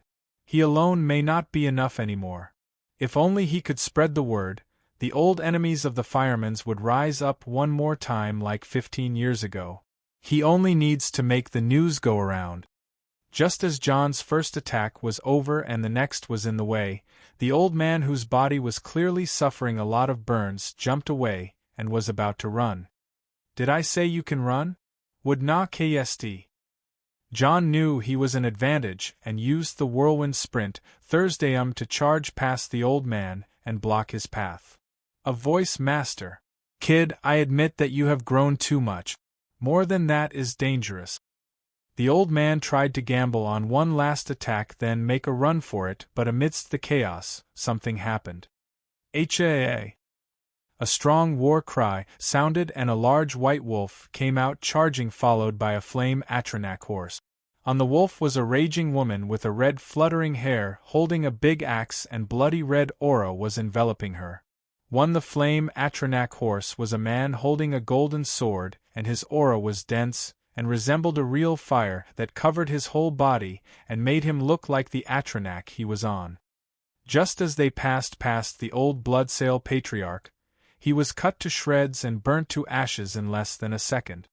The show of power was simply terrifying. The onlookers in the shadows, the onlookers on the peaks, Ulfric and his goons, John and his team, and those who witnessed the last charge, they all witnessed the power couple of the Firemain in their best conditions fending off a youngster from their clan, and luckily, they were oblivious enough to forget about John right now. This news is much more important than anything right now. The bloody Hilda, the King of Ash. They have reappeared in public. Chapter 163 Development. A week later. Somewhere in this world, a man sat next to his wife in the garden of their home. The man was listening to some report that was carried by his most trusted aide. Speak, Fox. What happened in our realm that made these guys send us a red letter? Fox Firebeard nodded and opened the letter that was sealed with red wax. A minute later he approached the High King and started whispering. You said John Dare. Yes, the Thane of Winterhold, John Dare in the flesh, was at the between the Firemain and Bloodsail clans. The rumor of him being adopted by them is true, and he disturbed our plan in Winterhold magnificently. Sigh. Such a talent, and it goes for the hidden clans again. The High King sighed deeply. Aren't you satisfied with what you have now? You know my clan will always support you. The Queen whispered to her husband's ears, and he broke into a smile. Yes, I know. He spoke in a soft tone and nodded. Thank you for the report, Fox, and keep an eye on the situation. By your will, my king. Anything else? Don't give the people of Winterhold a tough time at the docks. Tell Lady Vittoria Vici to keep the relationship peaceful with the Dare Dragon Company. I will see to it at once. In a quiet room near a fireplace, a woman sat in her elegant battlemage robe. She was reading a report from a long time ago regarding some incident about the Great War. A man wearing a similar robe knocked on her door, and before entering and handing her another note. Madam Emissary, here is the report regarding the situation in Eastmarch. Thank you, you are dismissed. By your orders. The man turned around and left. The woman opened the note and started reading it carefully. She read it one more time and sighed. Estormo. Yes, Madam Emissary. Go and summon Ancano. It seems the matter regarding Winterhold will give us a headache sooner than expected. In a closed room inside the Palace of Kings in Windhelm, 3 men were discussing some matters. This will give us a great advantage in the future. Now that Skald gave us his allegiance, career will soon come running to our door, Galmar Stonefist said while waving around the letter that was just delivered. I still don't think so. Jarl Ulfric spoke in his deep, dignified voice. Why is that, Jarl Ulfric? Don't you understand? Winterhold is not the realm of career anymore. Jorlif, the steward of the palace, replied to Galmar. Not the realm of career, isn't he the Dare Dragon Company is the one with the final say in Winterhold. Our spies have already confirmed that all the Hold guards are loyal to John Dare, and Career is currently his puppet too. In fact, Solitude has tried to interfere lately, and it was said that Thane Eriker had a candidate that he wanted to push to the Jarlship to keep John Dare in check, but that man disappeared before even the spies of Solitude reach him. Jorlif said what was in the report. All the concerned forces in Skyrim has also received a similar report. So this will leave us to do what? Galmar asked with annoyance. We will wait and see. John Dare is a major power now, not someone we can look down on. His allegiance is useful, but no one had any plans regarding Winterhold to begin with. Either he wants to play the game of politics or keep to himself. It is all up to him. The plans will go as usual for now. Ulfric said and left the room. Another conversation around the same topic in the Bard's College. Headmaster Viarmo, did you call for me? Yes, Lizette. Please come in. Was that Thane Eriker that walked out pushing everything in his way just now? Yes, it was him. Lizette giggled and shook her head helplessly. What then? Is he kicking us out of the building? Viarmo furrowed his eyes and glared at Lizette, whose behavior was a bit casual. High elves like him don't like to be talked to like that. Still, Lizette's behavior has changed a lot in the past year, that he would always glare at her and she would say nothing. Sigh. He is disturbed by some matter in Winterhold and Eastmarch. Wants us to investigate it for him. Lizette wasn't wholeheartedly interested for many reasons. She has lost a lot of her respect to the man in front of her since she started becoming one of his birds following the events of the last year. Anyway, it will be your assignment, Viarmo said. Lizette seemed to be annoyed and wanted to refute, but Viarmo's words made her freeze. Your old friend, John Dare. He is doing some daring moves in eastern Skyrim, and it seemed that he had brought down a big project that Eriker had in mind for Winterhold. Lizette, whose face was motionless with uninterest, became wide awake and listened to Viarmo carefully. What is he doing? He has involved himself with the great Nordic clans. Lizette had some knowledge around the topic due to her nature of work. She then asked about some details, and Viarmo didn't hide anything that may make her interested. Lizette thought for a while and made a natural face. Maybe Winterhold can be interesting after all. I think their big inn has no proper bard right now. If a town has grown so much, then its inn will also grow bigger. Viarmo smiled and didn't say anything. Before you go, how is John Dare's friends that we have here? Sviti is a creative bard. She is an interesting person and one of the best we have. John Battleborn doesn't lose to her, even though his style is too classic, according to how Sviti described it. So, how long will it take them to graduate then? Less than a year. I see. That indeed is a record. You may leave now. Viarmo watched Lizette going out and returned to his book right away. Sigh. How long will it continue? This piece, that's all he could think about. Sigh. This place is so boring, and the food is so bland. John was whining about the food. Homan, give me.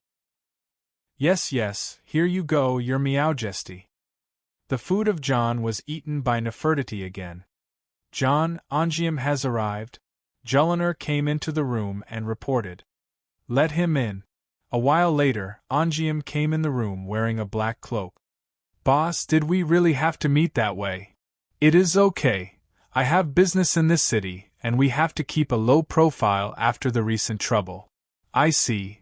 Here is a report from Elishka and the things you wanted from us. Ongium took out a note and a small chest. I see, you can sail to Winterhold any time you see fit. We will leave Windhelm and will take the road back home. As you see, boss, Ongium said and left the room. In this room, a few figures were gathered around some table. They were John, Jull, Wulfr, Alina, Nurina, and Nefertiti. So this is the white phial and the ingredients to fix it. I will go out tonight and attempt some experiments with a friend. And the note. John opened the note and skimmed through it with his eyes, then grinned and shook his head. What is that? Alina asked. It seemed that Elishka's girls have discovered some people trying to stir trouble in our town. The troublesome people were showed out and the source of the noise was taken care of. John said the burned the paper to a fine powder with his ashen flame. Show off. Nurina snorted in disdain. John was not humble at all about the new power he possessed lately. The ashen flame was the core power of the Dragon Guardian and a mutation to the normal flame magic. It worked the same way but was a bit costly on Magicka. Still, give us details. Wulfr was concerned about the matters in Winterhold. Some people from Solitude came to stir trouble and find an excuse to replace Career with a new Jarl using our popularity. Elishka found the guy who was being supported and made him disappear at the bottom of the sea. I see, who was the unlucky soul? Kralder. Kralder? Wasn't that the unremarkable guy who always tried to make friends with Archmage Savos? Yep, that's him. Actually, John was already very cautious about Kralder. That man was a citizen of Winterhold and one that could live an easy life during the past times. His family used to be powerful nobility in the past, but nothing was left after the Great Collapse to be proud about anymore. Also, one more remarkable thing about Kralder that he will be appointed the Jarl anyway if the Empire won in the next civil war. Anyone should have had a positive view about Kralder, but John knew a small piece of information that made him very wary of Kralder. During the Civil War, if by any chance the Empire took over Winterhold then lost it to the Stormcloaks once again, Kralder, who is the Empire's agent, would simply withdraw from the town and would go to live in Eriker's house in solitude. Now, this is a very dangerous piece of information for John. Eriker is one of the people that John don't like, and he is associated with the Thalmor. Having a tumor like that is something that John wouldn't want to have in his turf. The simplest way was to eliminate him a long time ago, but he wanted to keep Kralder monitored to get as much information as possible. Well, he was of no use anyway. I better get going now. John stood up, wore a dark cloak and a hood, then carried the chest and went out. Nefertiti jumped and hid herself in his clothes to go with him. He left directly to the White Phial store. Chapter 164, Repairing the White Phial. And some other crazy shit. Welcome customer, may I interest you in some of our potions or ingredients? We have a new hair potion if you are missing on some hair, or a skin potion for. Quintus, who was behind the counter, switched to salesman mode. Quintus, it's me. John replied while sighing. You are? Quintus didn't seem to have recognized John. Quintus is an imperial young man from Cyrodiil who works at the White Phial alchemy store.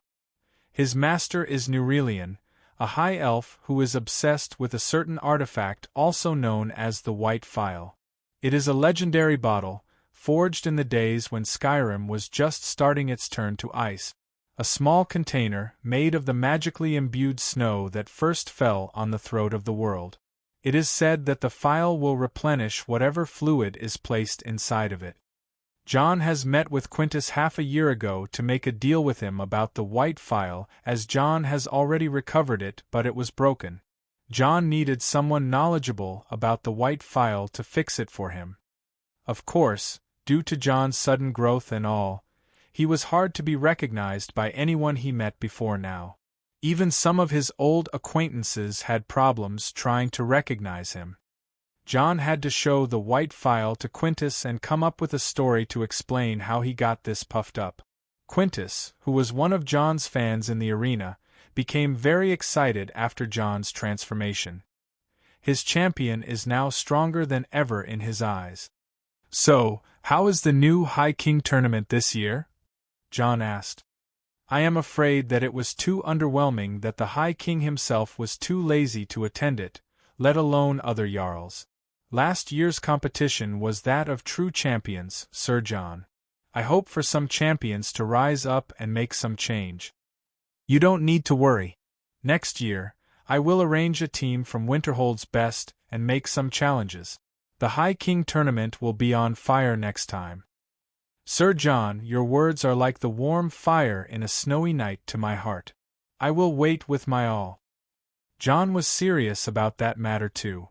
Only a competition can bring out the best of talents, and a strong competitor roaming around will sure attract the eyes of the people and challengers will appear to fight him. Also, Tamriel Continent had a tradition. Arenas and competitions are a necessary part of life. Some may argue, but John knew very well that the first game of the Elder Scrolls game series was called The Elder Scrolls Arena. It was supposed to be a tournament-based game at first before it would come as an RPG, but it was said that Winterhold would have a team called the Annihilators, and every city would have such a team. The reality wasn't much different, as each city has its arena or fighting pit, so it was still a very solid tradition. Enough with the fights now. We have a more important matter. Ah, indeed. This way, Sir John. Quintus led John in the back of the store, and they arrived at a laboratory. This is my workplace. I have asked my master about some enchanting techniques, and arrived at some good answers. Good, let's start. The laboratory had a proper enchanting station and some excellent alchemy tools. It was a good opportunity to compare skills and exchange ideas between the two people around. Nefertiti was allowed to laze around. As a smart cat, she wouldn't go on tables and push things on the floor as long as she is fed. So she was left on guard duty. The work was about how to fix the white phial. The main three ingredients were the powdered mammoth tusk, the briar heart, the unmelting snow from the throat of the world, and most importantly the white phial itself. To restore the white phial, the unmelting snow was the necessary part to remake the broken part of the white phial. The powdered mammoth tusk would be mixed with the unmelting snow, as it was an ivory that is as hard as iron, but the giants have found ways to make it yield. They're able to grind it down so fine that it can be infused into the lattice of packed snow. The finished material has the delicate nature of fresh powder snow, but the strength of the hardest steel. The last thing was the briar heart, and that was the most complicated process. The final tempering of the phial was performed with a type of old magic that's been lost since the Dragon War back in the Merethic era star. The nearest modern incarnation of it is the strange rituals practiced by the Forsworn, with the heart of one of their Briar warriors. The Briar heart was necessary to lock the phial's magic into its physical form and complete the missing part of the enchantment through it. The Merethic era is the era before the First Era, and it resembles the prehistoric period, as it was the first era where mortals started to dominate the world after the Dawn era, which was considered the Age of Gods. It lasted for 2,500 years, as far as the sources recorded, and it ended 4,446 years from the current novel date, 4 times 10 to the power of negative 197. It took John and Quintus almost all the night to prepare all that. John's original goal was the part where the briar heart is to be used to reveal the enchantment of the white phial. What he was after from the very beginning was not the white phial as an artifact but the truth behind its magic. John has indeed studied the white phial all that time. He understood the basic principle about how it works. Actually, he knew it from the start, as his one school theory had some similar basics to that magic. This enchantment could be said as the only way to secure the new source of power John was after from the beginning. Once everything was ready, John and Quintus started to apply the mixture and perform the enchantment. It took them quite a while until they reached the final form that they were after. "Is it fixed?" Quintus was worried, and looked to John, who was silently looking at the white phial. The crack that was on the side of the phial has indeed disappeared, and left no trace except a small area on the outside of the white bottle that made it appear to be a newer spot than the rest of its body. "I think there is only one way to find out." John grabbed a potion from nearby and dropped a few drops in the white phial. "The records say that it at least needs a day to refill itself. Do you think it will be possible to?" "It is possible," John replied, and looked meaningfully at the white phial, then grinned. He was sure that the theory of the white phial he had in mind was true. He then held a journal that was written in Arabic and started to add his notes with a lot of excitement. The enchantment was nothing but a miracle in his eyes now. "How was it?" "The white phial is a bottle that refills any liquid that gets dropped by instantly amplifying and purifying it." Was that something possible by normal means? Of course not. In the eyes of the people in this world, this is akin to creating something from nothing. But John knew better that it is impossible to do such a thing. Creating something from nothing is something that only God can do. The white phial was no holy artifact, and like any other thing, its function still followed the laws of conservation of mass and energy. To put it in simpler words, this white phial didn't create something from nothing, it consumed energy and converted it into matter. To a modern person, this was a mind-blowing matter. Can energy be converted into matter?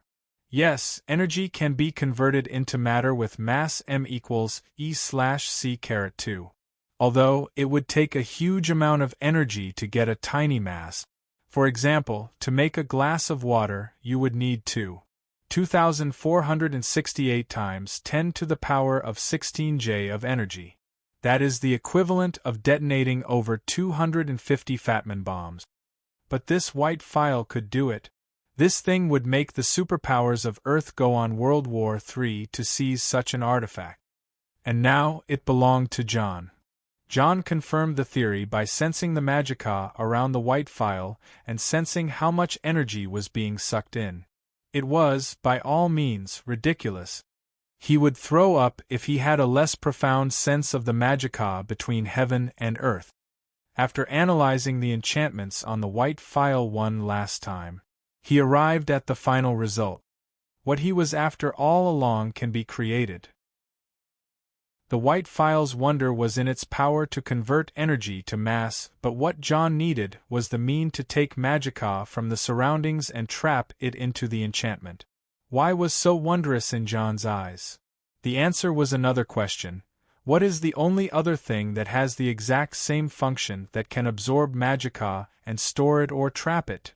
The answer was living beings. Not only them, the Daedra too could do the same function, even though their lives are a matter of argue between the scholars for the nature of their souls, but that's a matter for another discussion.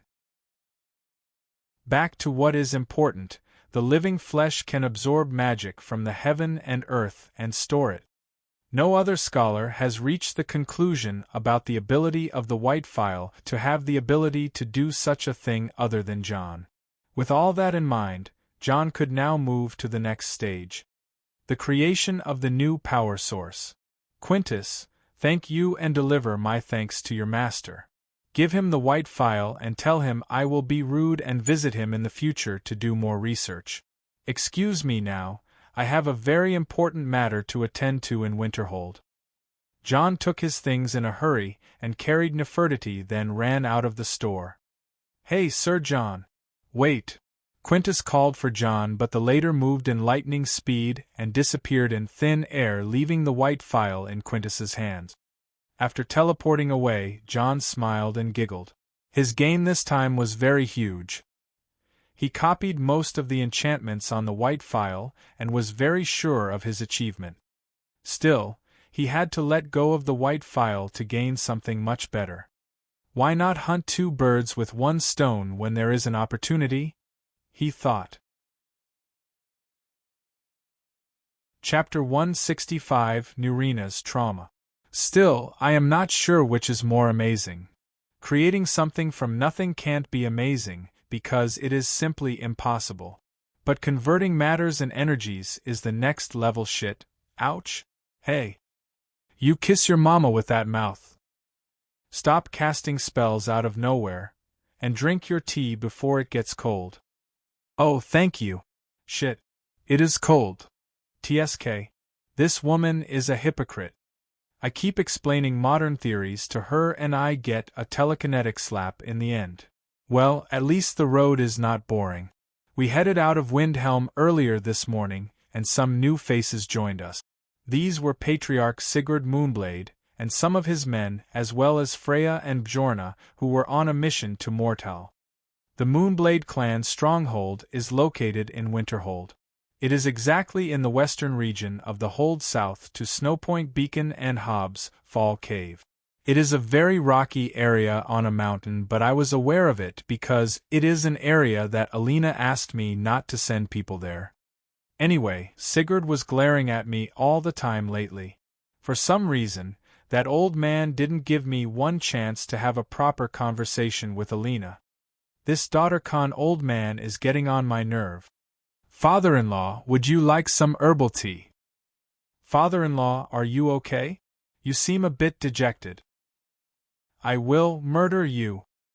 The man gave off a scary aura for a second, but there was someone who was giving him the "I dare you" smile behind me. I love it when Nurina is on my side. I can just go and kick a dragon's but without worrying about my own.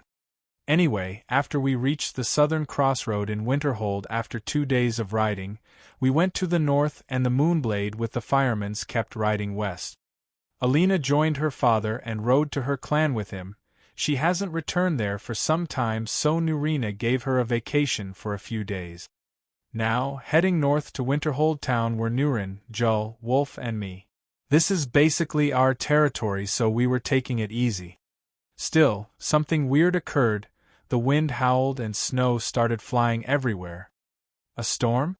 Well, this is Sun's Dawn, February, after all. Let's find cover. We are in the middle of nowhere. Whistling Mine and the new village are just 1 hour ahead. We can make it.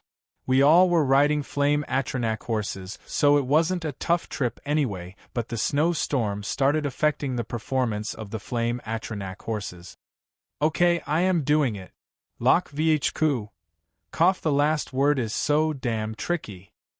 I had to use the clear skies Thursdayum to put down the storm, but I haven't made any progress with the last word core, which means summer.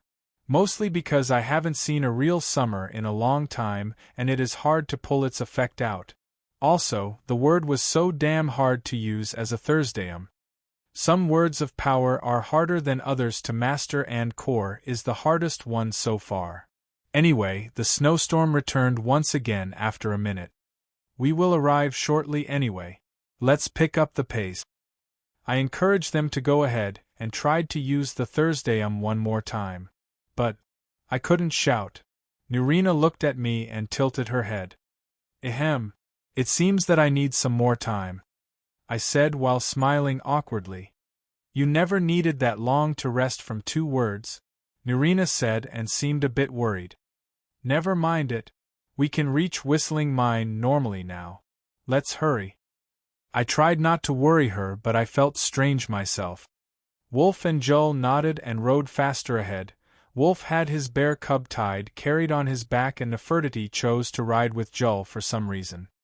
Nurina and I were riding slowly in the back. Time passed and the storm became stronger. I tried to use the Thursdayum one more time, but with no result. Okay, this is not good. What? Nurina replied. I can't use the Thursdayum. I don't know why, but it is not coming out. Nurina rode closer and held my shoulder. She let her magicka flow into me and tried to check something. She then opened her eyes wide and looked at me. John, you have been silenced. Silenced? What is she talking about? No one can silence me. Silence is a spell that locks the magic of the target. Through it, the target can't use any form of magic or anything related. But I can't be silenced. My magicka is far too strong to get, normally, silenced. What is going on here? How couldn't you feel yourself being silenced? Nurina asked me and seemed worried. I don't know. How couldn't you feel any magic being cast around? This wasn't a good sign. I looked around, but where are Jull and Wolf? Nurina also looked around and didn't spot anyone. The storm was so intense for us to see more than 10 meters ahead. Here, you are good to go. Nurina removed the silencing state from me and cast protection around us. We were on high alert and started looking around with caution. Suddenly, thud thud, we both fell on the ground. The hell? I was shocked. We weren't attacked. It was only our flame Atronach horses getting dispelled. The fuck is going on? Show yourself, scoundrel. Nurina regained her balance and lashed a lightning spell in anger that moved like a whip around us, but it also got dispelled. Shit. Silencing me without me noticing. Fooling Nurina's magic sense and dispelling her magic. Who on Nurn can do that?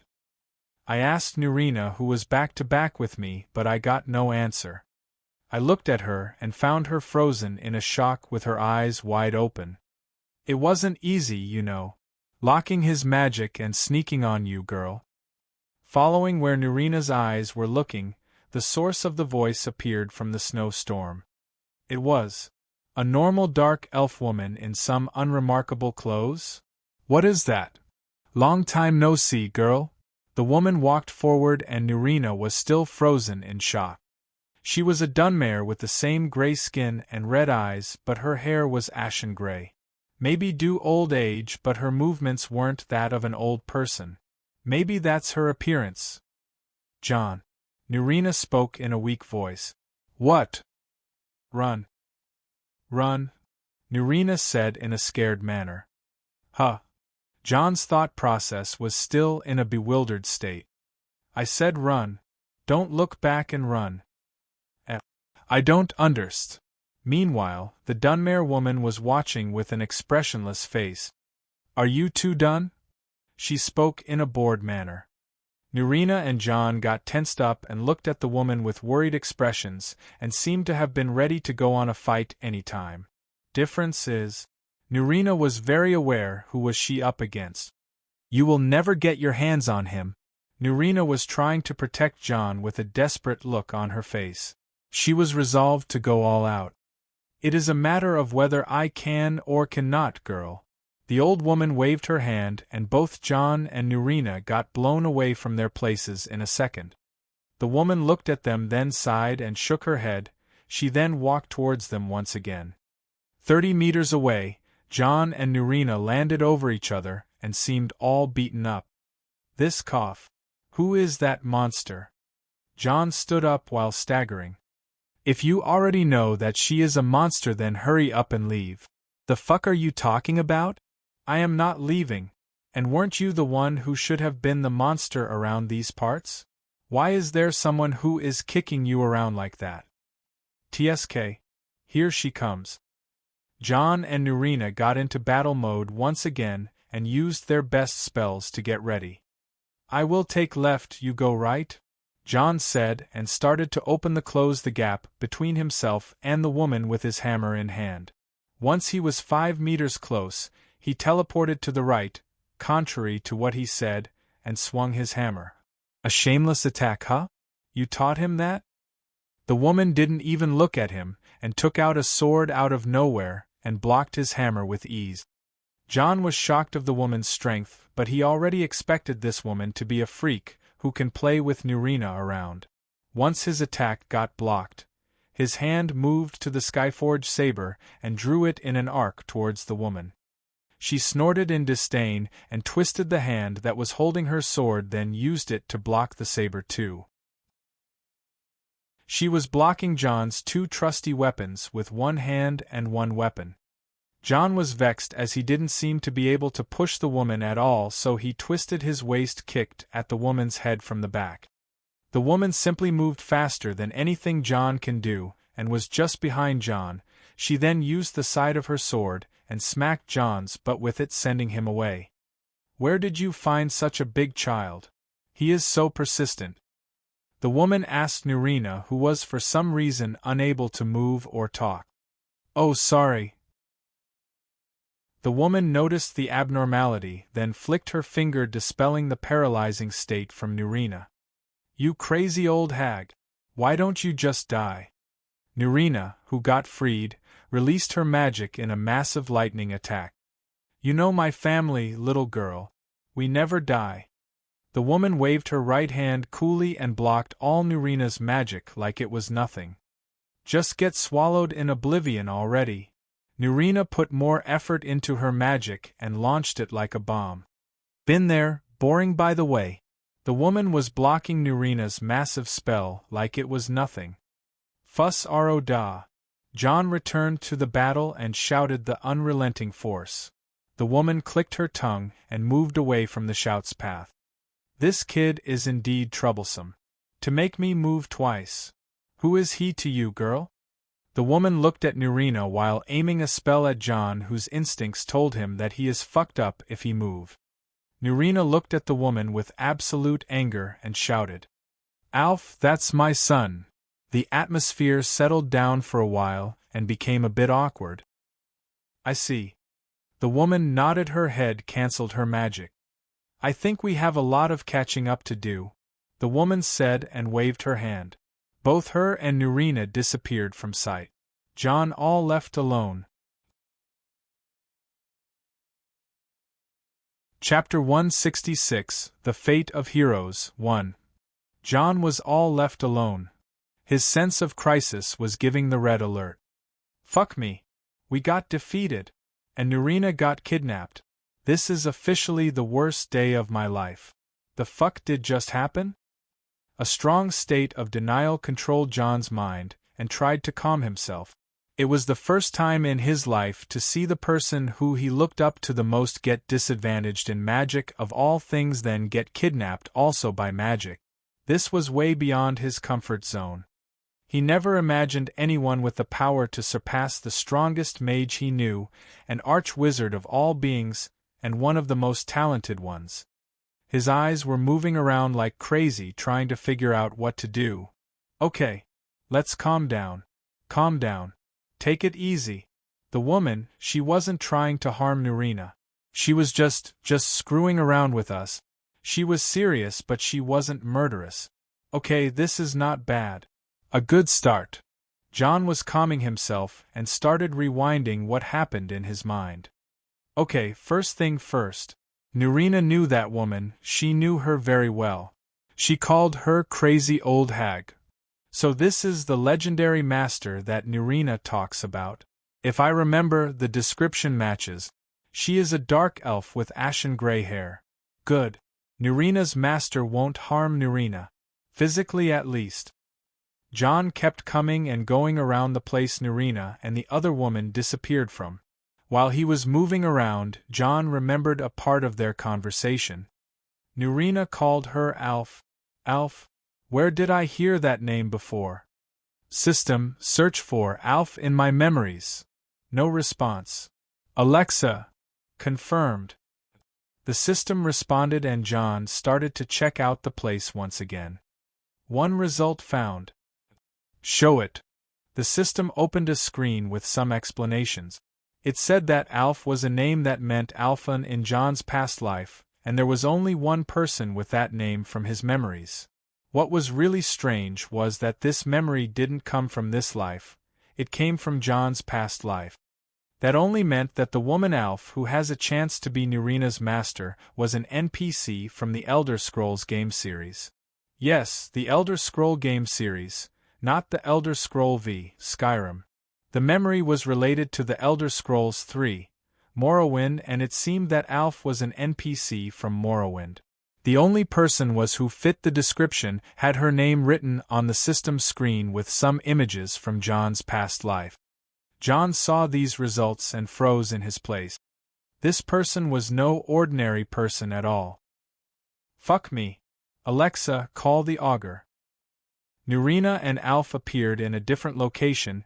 It was a small room with a strange and alien structure. Nurina looked left and right frantically and finally recognized the place. Alf. No. Where is John? Alf looked at Nurina with a faint smile. She snorted and walked away to a strange-looking chair.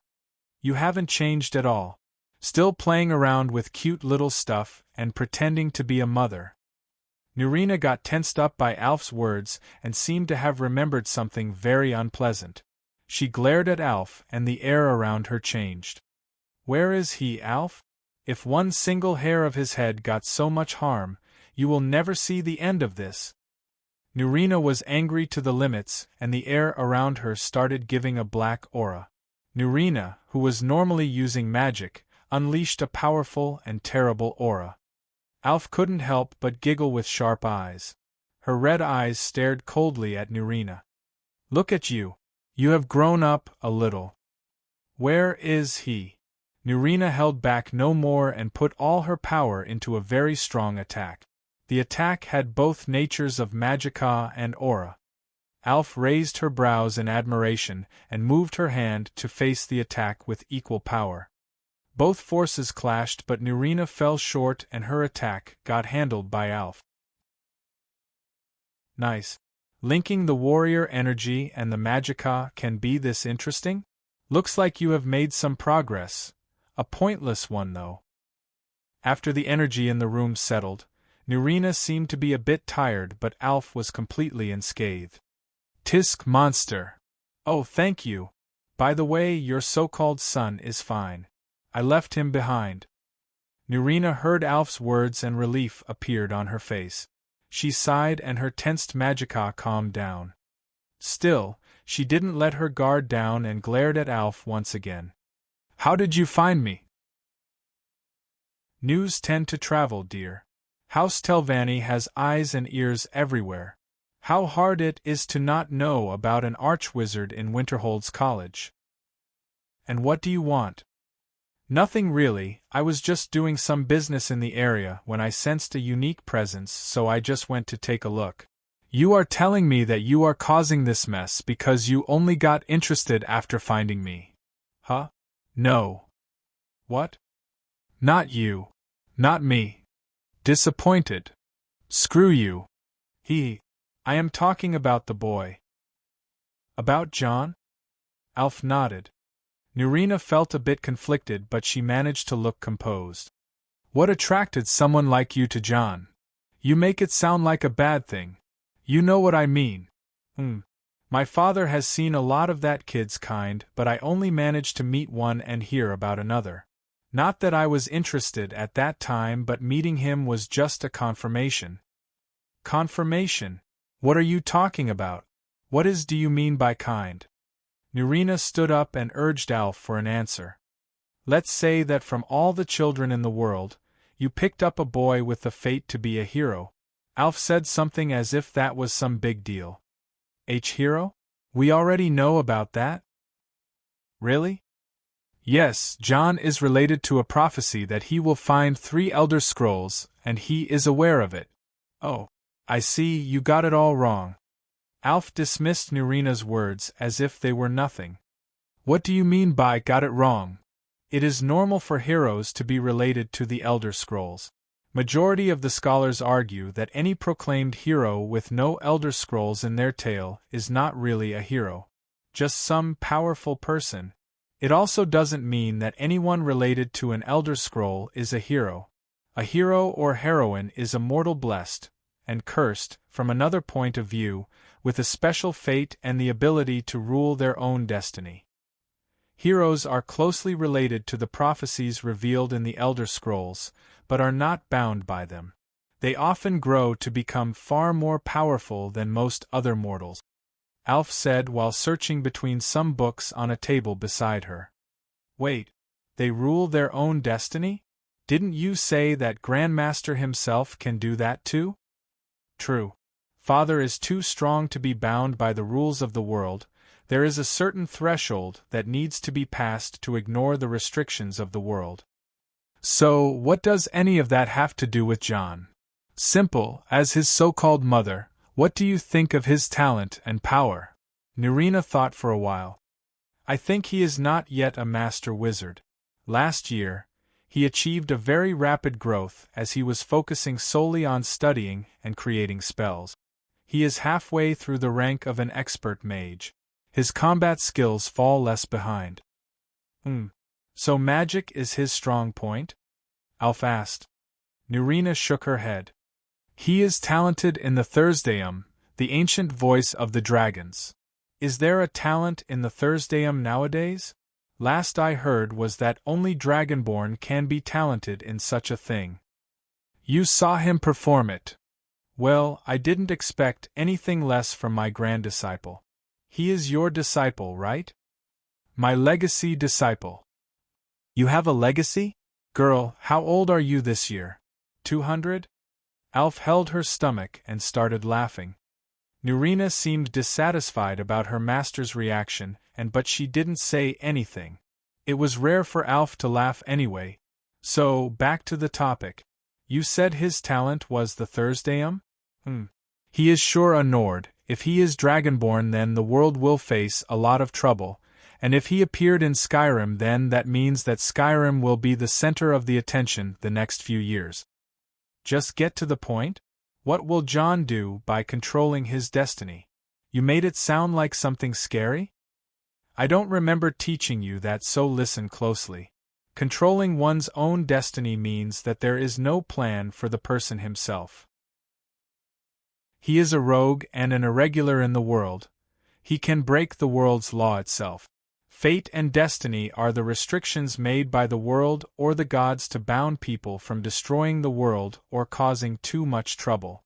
Once this restriction is broken, the person has no limit to his growth or power, just like my 4,000 years old father. The world tends to cleanse itself from those irregulars with all sort of ways, like striking them with lightning in the middle of the day or causing a great accident to kill them through it. Most die before even breaking through the restrictions, but rarities like my father and some of the Sijic monks exist. Wait just a minute? Are you saying that John will be killed by the world because he is getting too strong? Nurina panicked and was about to jump on Alf and hold her by the nape of her clothes, but she managed to stay still. Well, the world isn't really that blind. Heroes are an exception. You see, heroes are the ones that save the world from falling into chaos. That is why the world itself allow a chosen few of the irregulars to exist as the so-called heroes. So this means that... Don't interrupt me, you brat. Alf got a stick out of nowhere and hit Nurina on her head. Sorry, master. Nurina's old habit kicked in and held her head while apologizing before remembering that she was on bad terms with Alf. Sigh. Here where I bring you the bad news. Once the heroes finish their trials and complete all the labors, the world turns on them and forces them to make a choice. You read the stories, you know how it ends. Chapter 167, The Fate of Heroes, 2. Once the heroes finish their trials and complete all the labors, the world turns on them and forces them to make a choice. You read the stories, you know how it ends. Alf's word kept ringing in Nurina's head. She, who looked youthful despite her 200 years of age, seemed to have grown old all of a sudden. Alf still looked emotionless despite her disciple's heartbreaking expressions. She then sighed and spoke. That is why I asked you how strong he has become. To those who are heroes, the stronger they get, the nearer the time of their trial starts. Nurina could barely hold her tears and cleared her shrugged throat. Last year, he left Riften at the rank of apprentice mage. Once he traveled through Skyrim, he had a fortuitous encounter and grasped some basics of the ways of the Sijic. He then started focusing his all on how to increase his power and learn how to control it, but he faced a certain dilemma with his vitality. He found a way to cure himself and achieved a certain degree of balance and was recognized as an expert mage lately. All that in 1 year. Well, as a disciple of yours, he indeed shows a good promise. Still, he was very well versed in the Thursdayum. His talent is shocking. I don't want to jump to conclusions, but there is a chance that he may be a Dragonborn. If that's the case, then I won't be able to answer as many questions as the people who are well versed in the Thursdayum itself. Nurina understood what Alf was trying to say, as she was very aware of John's reincarnation and the Dragonborn prophecy. However, she chose to keep such information from Alf, as they are not her secrets to reveal. I understand, but let's focus on John's power for now. You said that the faster it increases, the sooner his trails become. What does that mean? It is not that hard to understand.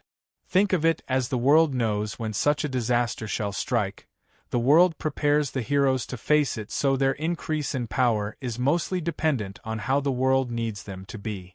There is no limits or boundaries to tell how strong a hero can reach as long as their trials require them to be that strong. But we can tell that the trial is drawing nearer as long as the young heroes are growing stronger. But when John finishes the trials, won't that mean that he will meet his demise? Probably. Which means it is not a certain thing, right? Yes, he can find a way. You know that my father has cured the hero of Morrowind of the corpus disease by stopping the negative effects and allowing the positive effects of the corpus to remain. Normally, immortality was one of the positive effects of the corpus. Are you saying that the great Nerevarine is still alive until this day? Who knows? Just a few days before the Oblivion Crisis, he said he is going on some journey across the ocean to go and visit Akavir. Akavir. Point is that I don't know if he is alive or not. You can try and ask my father, but he will not answer it. Figures. Grandmaster always valued the privacy of his friends. Another example was the late champion of Cyrodiil, or what people know as the hero of Kvatch. He had 3 trials against the Daedric prince Murun Dagon, the ancient immortal Yumaril the Unfeathered, and the Daedric prince Jiggalag. During the last trial, the hero was chosen to be Sheogorath, the Daedric prince of madness, to protect the Isles of Madness from Jiggalag, the Daedric prince of order. Sources say that the Sheogorath was actually the cursed form of Jiggalag, and the hero managed to remove the curse from Jiggalag, and thus keeping him free from becoming Sheogorath again.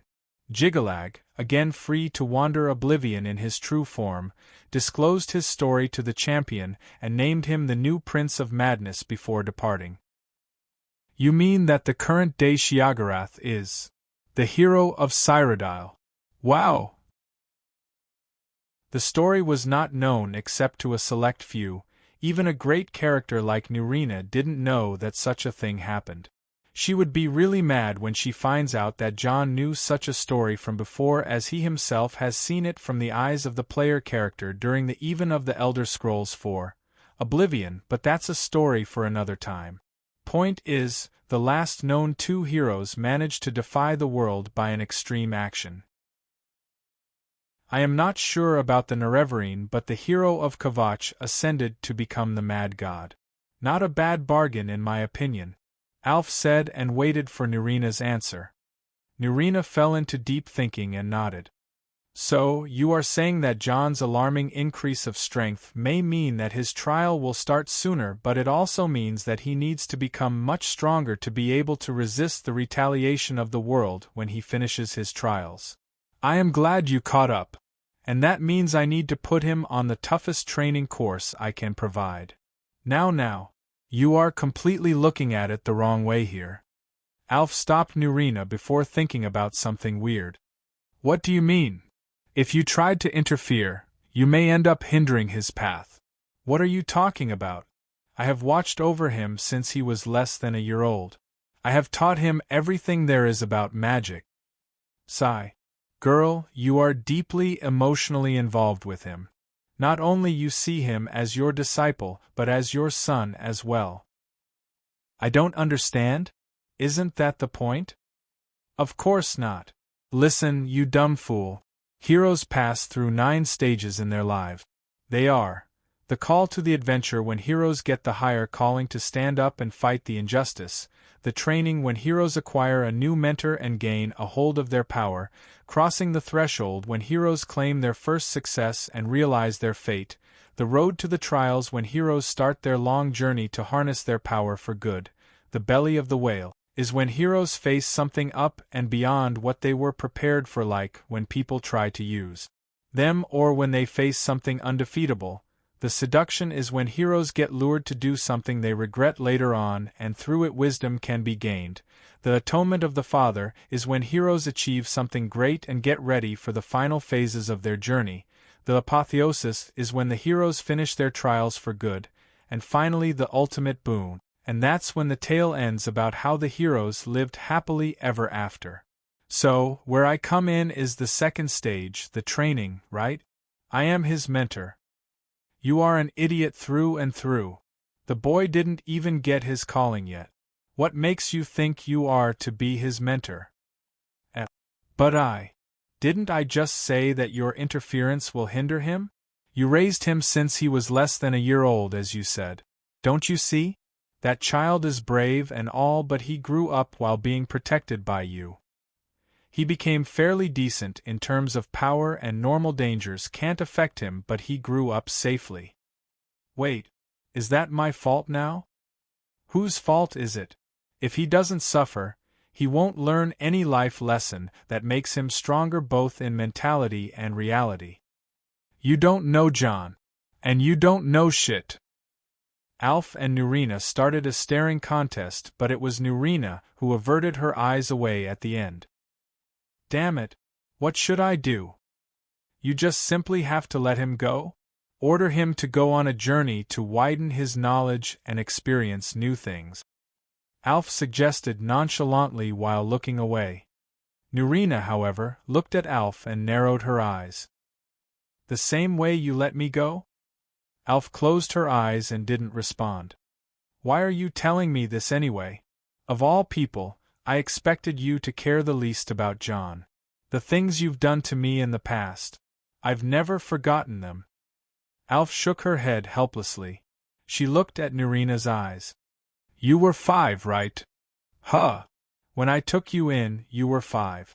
It was in the Red Year when Vanderfell erupted. If I remember correctly, you were drifted on this island and barely lived.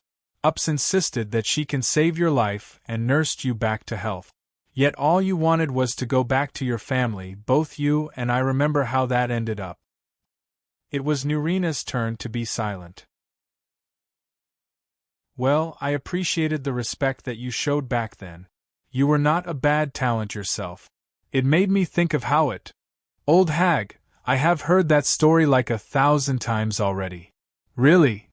Do I need to mention that I lived through it too? Oh. Well, I was about to mention the parts that annoyed me the most. Like your overflowing motherly instincts, Alf said in an annoyed tone. Nurina seemed to have remembered something unpleasant. And when you killed Darla, remember what you said. Dear, having a pet doesn't make you its mother. You had to learn that. By killing a pet of an 8-year-old kid. Nurina's eyes were glaring daggers at Alf, who was not affected, even feeling bad. You were always a cold-blooded hag. Nurina said that and walked away to the doors room. Once she reached it, she remembered where she was halted her pace. To get back to where she left John, she needs to teleport a distance that was beyond her power. She wanted to look back at Alf and tell her to get her back, but she just stopped without turning around. Alf was grinning because of the situation and wanted to tease Nurina. By the way, when I appeared before you and that kid, did you think I was going to kill him too? You are 196 this year, I allow you to take a son or whatever, you know. Alf started mocking Nurina. Cold-hearted bitch. Nurina cursed without looking back. Well, it is hard to catch up on any emotions when you are born as the eldest daughter and from a jar. If you want hugs, you can go find Ups or Bait. Delt went out on an errand. Nurina snorted at Alf's words. I'll go pay respect to them and to Grandmaster Divaith as well. He's busy.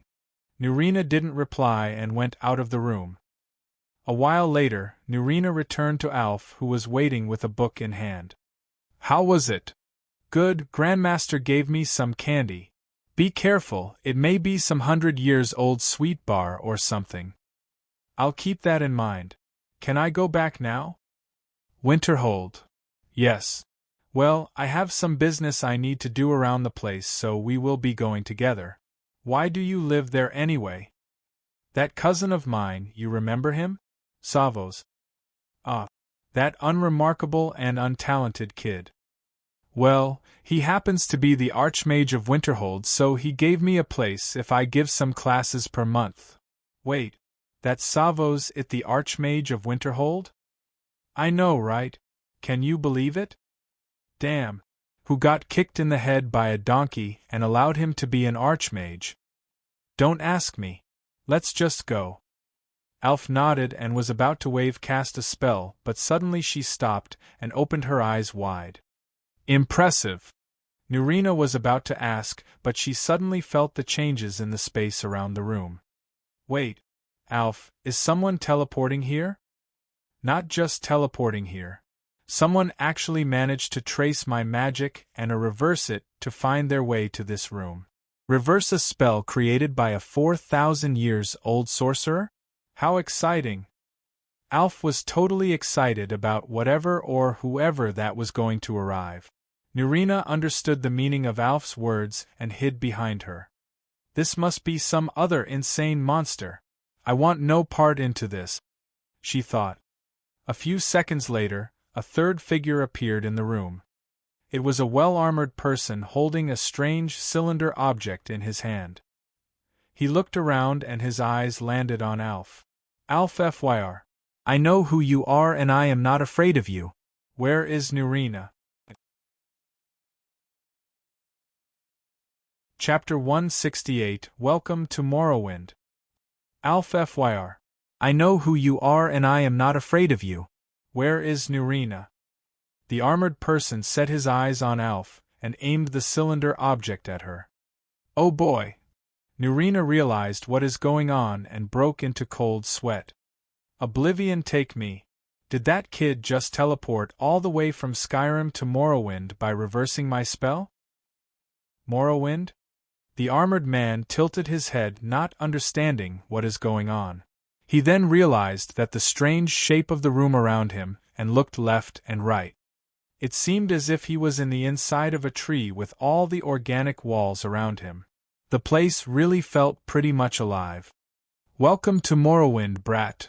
10 seconds of silence followed Alf's statement. And John normally freaked out. He looked left and right and checked the place around him again. John has never been into one of these houses before, but he pretty much had an idea what was that. He is inside a Telvanni tower. Telvanni towers were a unique type of houses located in Morrowind. Rather than being constructed, these towers have been planted by House Telvanni from a special kind of fungi that grows by their special means. These towers were, in the end, some large mushrooms that members of House Telvanni and the people work for them lived in. And he found himself into one. Wait a second? What is going on? John was processing a lot of information to the point that his head started giving errors. I am the one who wants to ask you, how did you arrive here? Nurina walked from behind Alf and looked at John. John saw Nurina and remembered his objective. Oh right. I came to save you. Hurry up, teleport us out of here? What? I can't. What? You can't? Wait a second. Alf Fyr, what have you done to her? I didn't do anything, Alf replied with no interest whatsoever. Denial won't help you. I will avenge Nurina. Vengeance will be swift. Vengeance will be painful. It will be delicious, John declared as he moved his armored arms and carried the cylinder object on his shoulder. Get ready. Fire. The cylinder object started to glow and a lot of magicka got condensed in its center. Alf, who was normally not interested, raised her brows and grinned. She saw a strange magic formation that looked rather creative and connected the armor and the cylinder object. She just waved her hand and a thin string of lightning dashed at John and struck his armor. Before he shows off his new invention, John and his armor flew across the room and crashed into a shelf. A mound of books fell on him and he got buried under them. John. No. Nurina freaked out and ran towards John. Perfect. Now I have 2 idiots to take care of. Morrowind, huh? How the hell did I arrive here, you ask? Well, let's start from the time Nurina got taken away by Alf.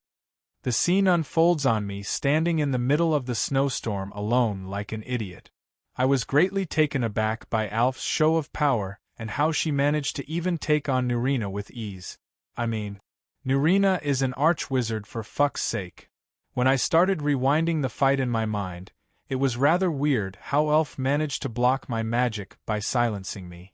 You see, magicka is one sort of energy and it comes from the soul, which is the source of all energies in the body, like the magic energy, magicka, life energy, vitality, spirit energy, vital essence, and all the other known and unknown energies. When mages use a spell like silence, they block the link between the astral body, which is the container of the soul, and the physical body, which is the medium to transfer energies in and out. Still, Alf's spell was rather unique as it blocked most of the energy transferring points between the astral and the physical bodies, which were rather like a piece of art. This was above and beyond any magic I know. Normally, it wasn't that hard of a spell, but there were some places where I felt like I was rather ignorant about what was going on. It was a strange spell by all means. Even when Nurina lifted my silent state, it took her time.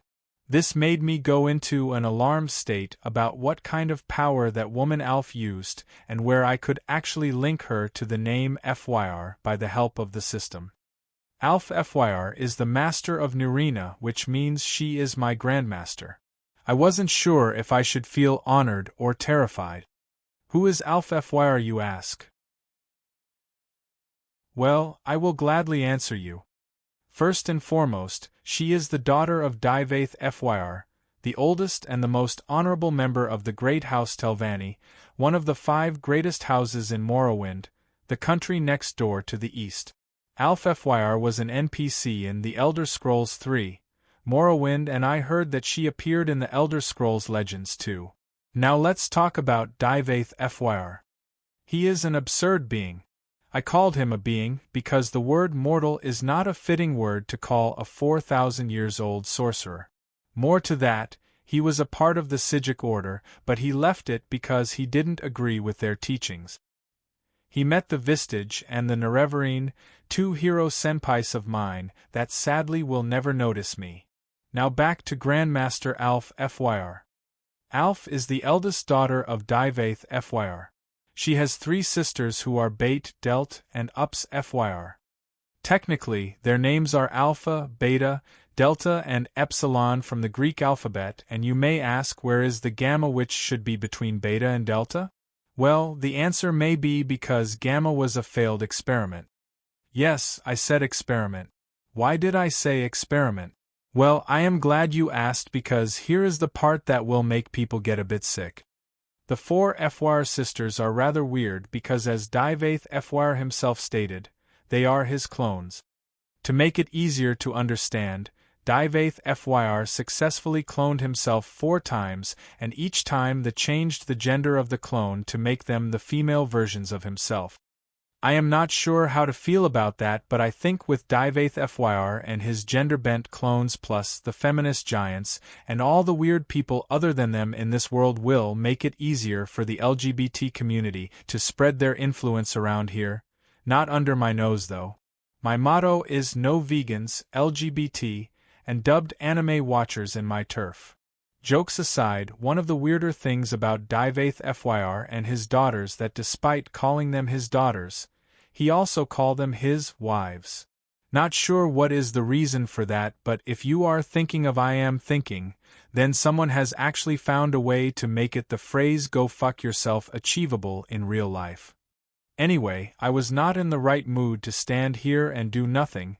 I immediately contacted the augur and asked him for some help on how to trace a teleportation spell. Also, I had to ride back to Winterhold in less than an hour. I had to conjure a flame Atronach hawk and use all the speed spell. I have to make it go as fast as possible to Winterhold. A dangerous but effective method. Once I arrived, I only needed to drag out an experimental weapon wolf, and I worked on. It was a defect project, but it could deal a strong amount of damage. The design was a massive piece of armor made from orichalcum connected to a power source which was 3 black soul gems. The weapon that it carried was a magic cannon like the ones on the ship. The augur then arrived at an answer on how to trace a teleportation spell by reading the natural law of the space around the teleportation area, which means I had to return to the same spot where Alf Fyr teleported away to heaven knows where. Returning back wasn't a simple task.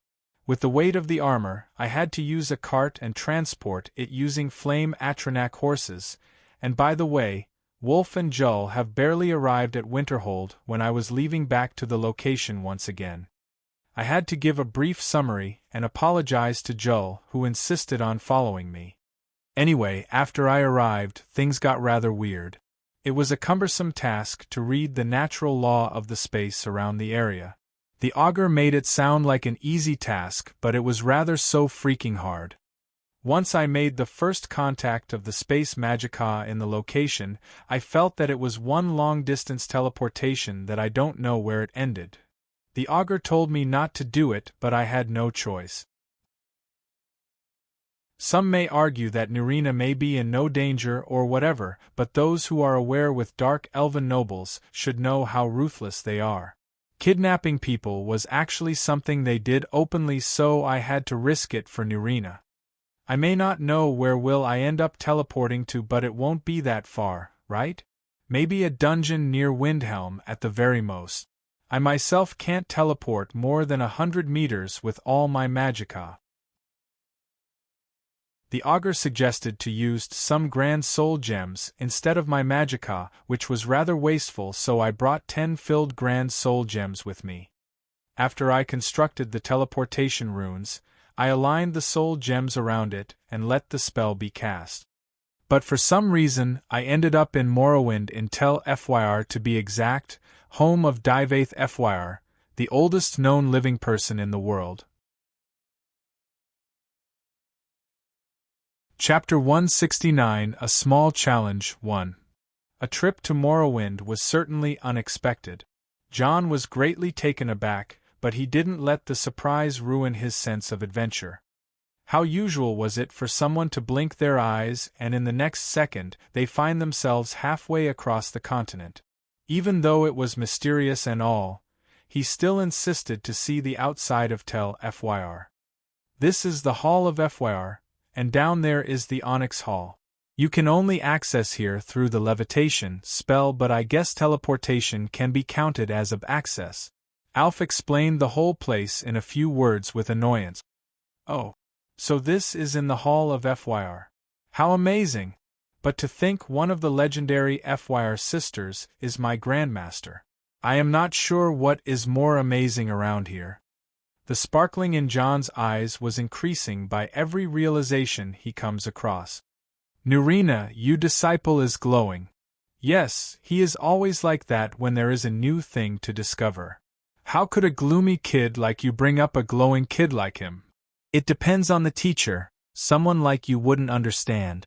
Nurina replied coldly at Alf, who snorted in disdain. Can I see the place? John asked. Don't climb any higher level than this. Beyond this room is Lord Divaith's personal area. Alf gave John a warning before he gets out. Wait, Great Grandmaster Divaith Fyr is here? Yes, he gave me some candy, Nurina replied with a smile. I told you it is 100 years old thing. While the two dark elves started arguing, John wandered off to see the rest of the place. So, what do you think? He is a brat with a good talent indeed. His path in magic may be smooth because his innate hero ability, but he has more to that, as you said. Foo-foo. I am glad you noticed. I raised him too. Shut up, dear. I am talking about the formation on the armor he came with. Formation. Didn't you know? He made a runic circle using a magical conductive material. I didn't know where he got the idea from, but it is something that is a secret technique between the magic craftsmen. You are talking about these wires coming out from that armor. Yes, it is not bad, but he didn't put any effort to protect them. Maybe because the product wasn't complete yet. Nurina started explaining the situation of John's inventions and the weird creativities he comes up with. She also explained the situation about Winterhold and how John became the king of the turf. For a hero, he is acting more like a scoundrel, even though he is doing some good deeds here and there. Nurina said, was the other heroes like that?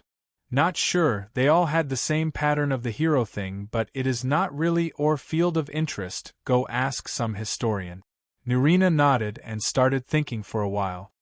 What about the heroes other than the Nerevarine and the hero of Kvatch? How did they end up? Interesting question. Let's see.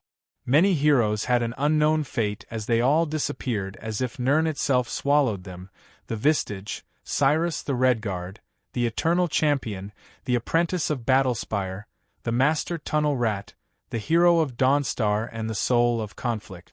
These were the one that got confirmed as heroes who passed through the 9 stages and finished their labors.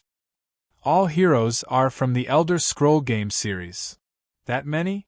But isn't there anything that states how these people lived after their labors? Not a single thing, I am afraid. Not even a single person came and claimed to be the descendant of any of those. If I were you, I wouldn't keep this to myself. Make the kid understand what kind of a situation he is in.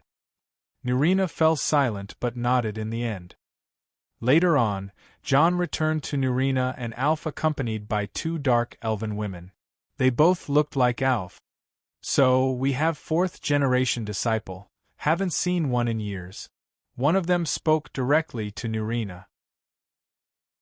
Ups, did John cause any trouble? No, he is as polite as a little child. The other woman spoke while holding John's arms. John himself looked a bit awkward. So, have you seen the place? Yes, it is impressive beyond belief. The fungi growing everywhere and the Dunmurry style is sure amazing. Good, I am glad you got along with Ups and Bait too. Nurina made a relieved face. Well, he rather asked about something strange. Bait spoke. The corpusarium, Ups said. Alf and Nurina looked at John with wide eyes. How did you hear about that? Nurina asked. Are you kidding me? Those who know about Tel Fyr must know three things. Lord Fyr, the four daughters of Lord Fyr, and the corpusarium. The corpusarium is an underground series of caverns found beneath Tel Fyr. This was where citizens affected by Corpus can go to live with other similarly affected people to get treated by Divaith Fyr back in 3 times 10 to the power of negative 426. It also served as Divaith Fyr's playground. Any 4,000 years old person who needs verification if one was found will soon develop a hobby to pass their time with. Divaith Fyr was a collector and he loved sport. Back then the corpusarium was a dungeon where he hid some of his treasures. He then invited thieves from any place to come and plunder his dungeon, if they could of course. As one can expect, the corpusarium was filled deadly traps on the standards of a 4,000 years old mage, and no need to mention the ones afflicted with the corpus, who were pretty much like those biohazardous zombies. John showed off his otherworldly knowledge that made the others shake their heads while sighing. I thought that place will forever be forgotten, Bait Fyr said. Forgotten? Why, what happened to the place? John asked. After the events that followed the Corpus disease, the place was cleansed to continue and serve as Lord Fyr's dungeon. Not a few years passed and the Red Year arrived. We had to clear the dungeon from the traps ourselves to provide the place for the refugees that sought shelter on the island as it was protected by our magic. After that, Lord Fyr tried to open the dungeon again but Morrowind was pretty much recovering from the disaster of Vardenfell's eruption. Not long later, the Argonians invaded Morrowind and House Telvanni almost got annihilated but most of the mage lords managed to survive. Tel Fyr was normally not affected by most of these events but from year to year, people forgot who is the lord of the place and some scum tried to take hold of the place. No need to mention what happened to them. Oh, I see. It indeed was a mess for House Telvanni during the last 200 years. It faced utter destruction and John was very well aware of the stories. He even knew something much better. The last living heir of House Telvanni lives and he is in Skyrim, but John had no interest in helping the Telvanni or that last heir. More to that, the Telvanni mage lords are still alive, and that includes Divaith Fyr and Nelith, who are both long-living monsters. John started talking with the Fyr sister, and showed them a lot of respect as one of them was his grandmaster and the others were people on par with her. So, I have a question. He looked at Alf and she nodded. Back when you ambushed us, you used a silence spell to prevent me from using the Thursdayum. Question is, how on Nurn can the connection between the astral form and the physical form be severed to this extent without killing me? Alf nodded. Good question. I am surprised that you noticed. Well, the answer is simple and quite boring. From the beginning, I knew which positions should I strike to cut the link that transfers the vital essence in and out of your astral body. John was surprised by the daring answer. Is Grandmaster trying to say that you have studied these positions that connect the physical and the astral bodies in the living mortals? Yes, they were an interesting subject.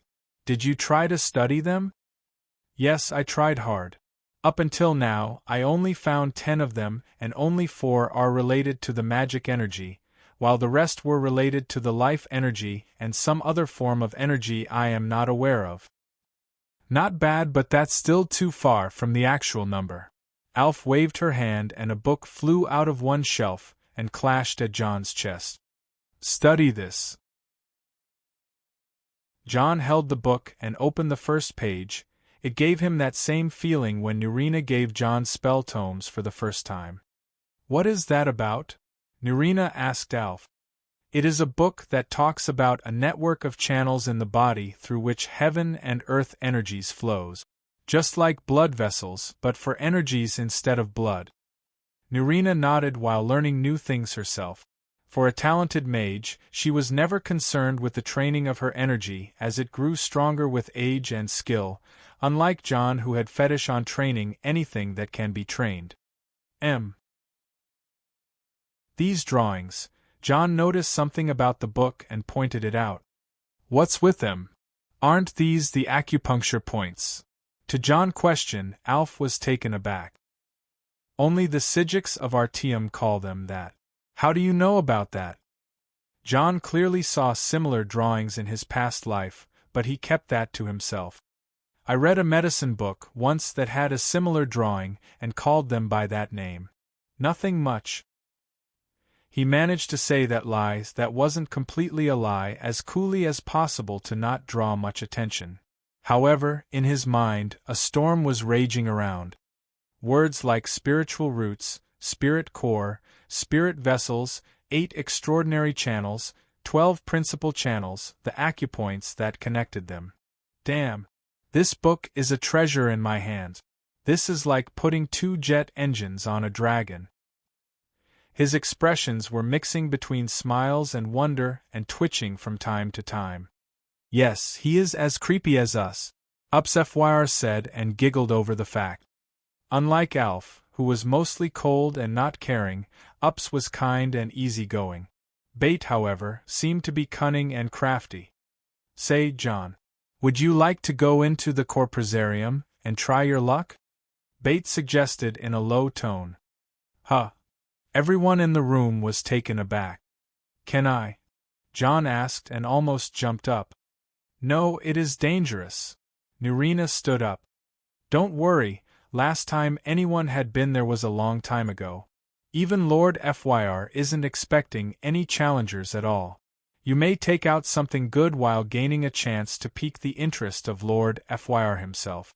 He would be delighted if he finds out about the talent of his latest 4th generation. No, I don't appro. Nurina was about to break into a tantrum, but she soon heard a voice in her head. Remember what we talked about earlier? You are protecting him way too much. That was Alf's voice in her head. You don't need to worry. You can have this scroll. If you ever face something you can't handle, the scroll will teleport you out to the Onyx Hall. Bait took out a scroll. It's just a small challenge, kid. Want to show us what you are made of? Alf challenged John. Well, if it was put that way, then I am in. Chapter 170 A Small Challenge 2. Before I go into the dungeon, I asked the Grandmaster Alf about the place and its layout. I wasn't told much, but it seems the place wasn't being maintained anyway. When I asked about the Corpus victims that were quarantined in the Corpusarium, I learned that those who were impossible to be cured were all put to a merciful death. Still, the one thing I was interested in the most was a certain man called Yegrim Bagarn, one of the inmates in the Corpusarium that appeared in the Elder Scrolls 3, Morrowind. Why did I ask about that person in particular? Well, here where things get interesting. Yegrim Bagarn is the last known living Dwemer. He was a good friend of Divaith Fyr and a very powerful and ancient mage who oversees the Corpusarium. He was sick and his body got bloated from the effects of corpus disease, so he could only move around with the help of a modified centurion spider's lower half. He wasn't only the last known dwarf. He is also the author of a famous book called Tamrielic Lore, and before the disappearance of the dwarves, Bagarn was a master crafter in the service of the chief tonal architect, Lord Cagranac, the one that is most likely to be the main responsible for the disappearance of his own race. Yegrim Bagarn https://ibb co/h7p0m7c. The reason why Yegrim Bagarn survived the fate of the dwarves was that he was on a trip to an outer realm from Nurn when the accident happened, and when he returned, he was all alone. This is one of the most heartbreaking stories, as for when he returned and started looking for his people, he only got the corpus instead and lived in a prison-like body, as he stated. When I asked the Fyr sisters about him, I was received with surprised faces, as it seemed that the matter about him was kept a bit of a private matter in this household, but I learned later on that Lord Dyvaith Fyr had taken Yegrim Bagarn to an outer realm for the sake of healing and researching the disappearance of the dwarves. Lord Fyr didn't say anything about Yegrim to his daughters, as he seemed to be a person who values the privacy of his friends. Or rather, as an author of a fanfiction, I don't want to delve into some parts of the lore that I can't really research or explain. I hope the running and coming game series give us some proper answers in the future. As I took my safety measures, I readied myself to enter the corpusarium. The entrance was just like how it was before in Morrowind the game, just in deepest part of the Onyx Hall. Bate unsealed the door for me, and Ups went to inform Lord Fyr that the dungeon was being challenged by a fourth-generation disciple. She was sure he would be pleased and watch from his place. It was his hobby to watch people challenge his dungeon after all. I, on the other hand, got a bit nervous after learning that he would be watching. I had to do my bestest under his watchful eyes. But as Catatusker, I had a lot of pride in my skills as a thief. I know some people in Riften who will haunt me if I showed a mediocre performance. With all that in mind, I took a strong breath and passed through the door. The Corpusarium, a massive series of caverns undertale Fyr. The place was dark and was very damp. It seems some parts of the caves have been heavily damaged due to the events of the Red Year around 200 years ago, but it was all still in a good shape. John can go all out if he met any enemy without worrying about the structure above. The first thing that came to view was the large cave tunnel that had a crazy number of roots coming from above. John just took a few steps in and one of these roots suddenly attacked him. Calmly, John shaped his hand as a blade and used a weaker version of Thunder Cookie to retaliate at the rude root. Turned out it was not a root, but some sort of snake that liked to blend in with the roots to catch skeevers and rats. John examined the rude snake and judged it as some sort of a creature that is native to Morrowind, which he didn't know much about as its scales felt like it was made of bone. The world is big. John threw the dead snake with no interest and spread his detection magic through every dangling root or anything that may be of threat. Sure enough, that wasn't the only snake, and it seemed to be that there is quite a lot of company here. John only needed to point his hand forward and shoot a series of lightning strikes which were being cast as fast as some machine gun shot. Soon after, some of the small pests around were burst into a nasty goo by the lightning, and the others realized John as a threat that can't be dealt with and escaped right away. John was acting as cool and dignified as possible in case he was being watched by some magical mean or anything. After he advanced forward while being wary of every step and every shadow, John felt some weird movements from the ground around him and halted his steps. He was still standing on his place on his toes when a strange hand came from the ground and tried to catch him. John nimbly jumped back and unleashed green madness aura to force the creature out. Strange enough, the creature wasn't affected by John's aura and moved in its own pace until it stood on the ground ahead of John. An ash spawn? What is one of those doing here? John recognized the creature right away, as it was not from Morrowind, the game, but it was rather from Skyrim, the game, which he was rather more familiar with. It was introduced in the DLC expansion Dragonborn as humanoid creatures that looked like as if been made from earth or rather ash. It also had red eyes and veins all over its body. This was rather a unique ash creature, as it appeared after the eruption of the red mountain Vardenfell and was only seen in Solstheim. John got confused for a second because there was no news about it being in Morrowind, but he decided to go with the kill now ask later strategy. The ash spawn was a flame-based creature, so it used it to attack and had immunity to it, so John was still mainly using lightning attack. The creature was tough and resilient, as it may contain minerals in its body, so taking it down was a headache with normal means. John used lightning attacks to disintegrate the joints of its body and ban it from moving or attacking with magic. Soon after, he finished clearing the place after killing a few of the ash spawns. He kept looking around the area and realized that there were strange stones hidden in the walls and the floor.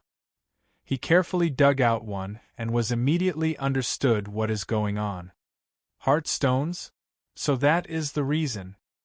The heart stones are a mineral only found in Solstheim 2.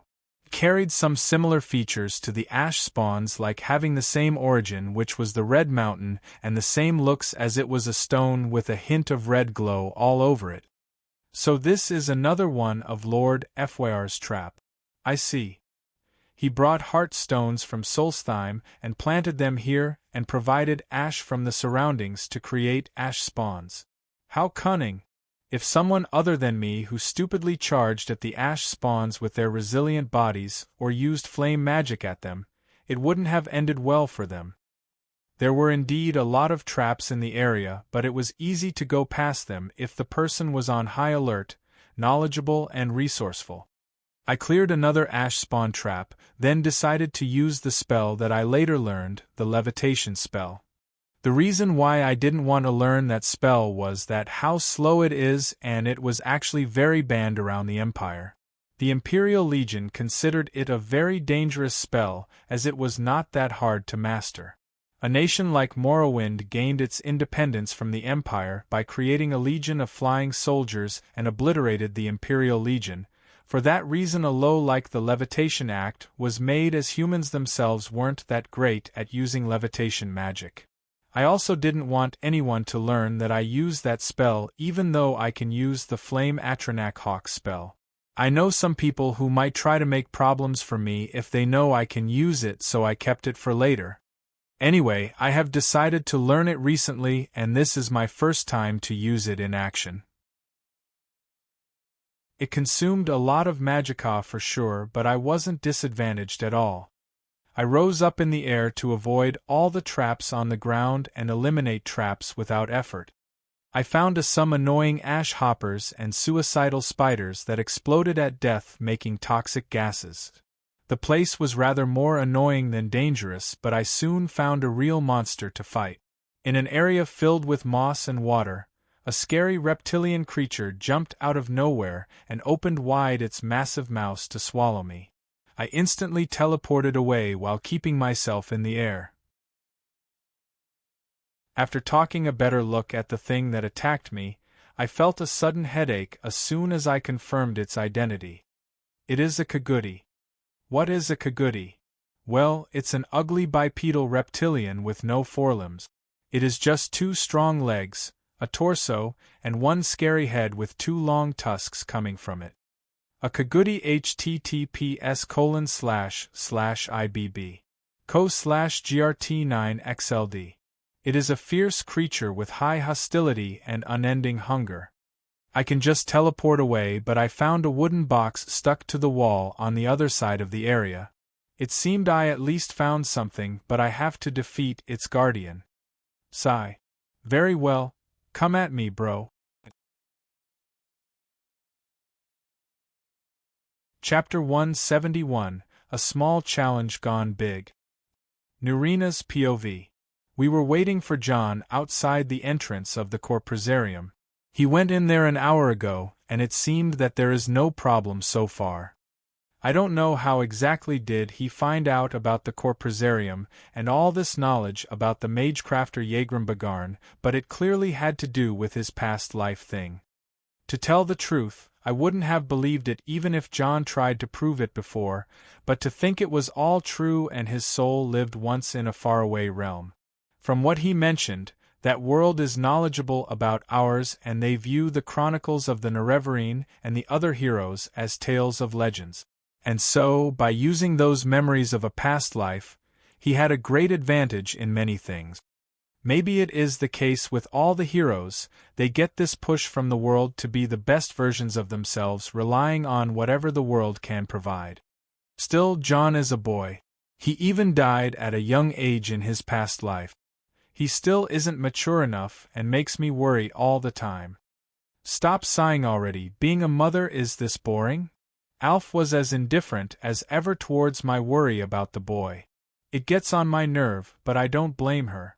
Being the first-born clone to an ancient mage is tough, and she had to face it all alone at first, unlike the sisters that came after her. This was part of the reason she is not so open to people. She, who is my master, is a very stern and strict teacher. She is also known to be the smartest and the strongest of the sisters, as she was the one to receive the education personally from Grandmaster Fyr. Even though we hated each other at first, I chose to be her student to prove myself against her. Bate, on the other hand, was the second sister and she knew her ways around Lord Fyr. She learned from Alf's mistakes and didn't annoy the Grandmaster or argue with him. She can cook and sing and do anything that makes Lord Fyr pleased. Just like Bate, Delt was a great help to Grandmaster Fyr. Delt is the third daughter and she is absent at the moment. Haven't seen her in 40 years, but I am sure she is just the same. The kind and efficient person who solve all the problems and keep everything running. The youngest and the fourth sister is Ups, the one I can get along with the most and the one who saved my life when I was a child. She is a person with a big heart and takes care of all who are around her. I was talking with the 3 present sisters who are my elders in a sort and was offered some sujamma to calm down my nerves. The Corpresarium is my least favorite place in this house for many good reasons and I never wanted John to be down there. But who am I kidding? This kid is going to slay dragons or whatever, right? It has been years since we sat and had a talk like that. Ups was the one who is enjoying the reunion from the heart. Alf only joined for the drinks and Bate is curious about John. So, how is our young hero doing? Bate asked. Go upstairs and ask Lord Fyr if you want.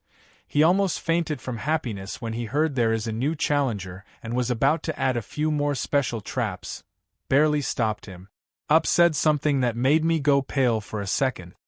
Well, this is my first time having a 4th-generation disciple from my line. I wouldn't want the boy to die that quickly, Alf said. TSK, how poisonous can you be, old hag? I said and was about to clash head-to-head with her. Now, let's enjoy this and wait for Delt, and also we can hear about John. I want to ask some questions too. Bate stopped said to keep me and Alf from fighting. I took the chance to show off how awesome John is. I also included Alina to show off how talented the kids I bring up can be. I am the only 3rd-generation disciple from the line of Divaith Fyr's daughters, so having 2 talented 4th-generation like John and Alina was something I can brag about day long. Speaking of which, aren't there other 4th-generations other than John and Alina? I asked about something that came to my mind. Yes, there is. Drela in Davil has established a magic school in High Rock and had some apprentices who are masters since long time ago. There should be 4th and even 5th generations by now. Up said. Drela in Davil is one of the greatest mages in the world and a known figure in the mage societies. She is Lord Fyr's brightest disciple, and she is a really old archwizard. From ESO. Delt wanted to take an apprentice once, but she couldn't stand how dumb people can be and gave up too early. Oh, speaking of the devil. As Alf said that, the space around us distorted and another Dunmare female appeared in the room. "You three lazy bums, didn't I say I would need a hot tub as soon as I teleport in?" Nurina? Delt, who just teleported in the Onyx Hall, started cursing around. She seemed to be covered in some sort of a sticky substance. "Long time, Delt," I said. Delt and I are always on the same page, and right away I conjured a hot water tub for her. "Ah, always the efficient one. I always knew you would be a great mother one day." Delt praised me like she always did. "TSK, you are the one who ruined her with all these motherly legends you tell her." And Alf was not happy about it as always. The story about me and Delt is a bit interesting when it comes to our relationship. Ever since my birth mother passed away during the events of the Red Year, Delt took the role of being a motherly figure to me, as she herself was curious about the role and always wanted to know more about being and having a mother. Alf was mostly displeased about it because the mother and daughter play Delt and I were in, and she always claimed that Delt was hindering my studies. To conclude it, my relationship with the FYR sisters is unique. Alf was my childhood bully and later my master, Bait was the person I learned womanly things from, Delt was the motherly figure, and Ups was the first person I had a crush on. Later on, I learned that Lord FYR let me live in his tower and be the responsibility of the 4 daughters for the sake of making them come together and share a common interest. It was an experimental idea in the end, and I was a bit offended at first, but I owed them a lot, so I didn't really try to think about it in the end. Delt joined the meeting and Ups started telling her about what happened until the part when John entered the dungeon. "He did what?" Delt freaked out all of a sudden. "Wait, what's wrong?" "He can't be in the dungeon. Not now, the place, it is not safe," Delt said in a tone that made me worried. "It's okay, the kid can handle it anyway," Bait tried to assure her. "No, you don't understand. There is something in the dungeon, I found it a few days ago and was planning to clear it by the night." Delt was a bit panicked when she tried to explain it. It seemed that some Alits and Kagutis has found a way into the dungeon by the old cave on the Azure coast and colonized a swampy part of it. "It is not a problem for John, you know, let alone an Alit. A Kaguti will be a good challenge," I said, as I didn't think it would be much of a challenge. "I am not talking about a normal Kaguti here, there is an Alpha Bull Kaguti, and it is the mating season." John's POV. I was acting as cool as possible while facing the Kaguti that appeared from the small swamp in the dungeon.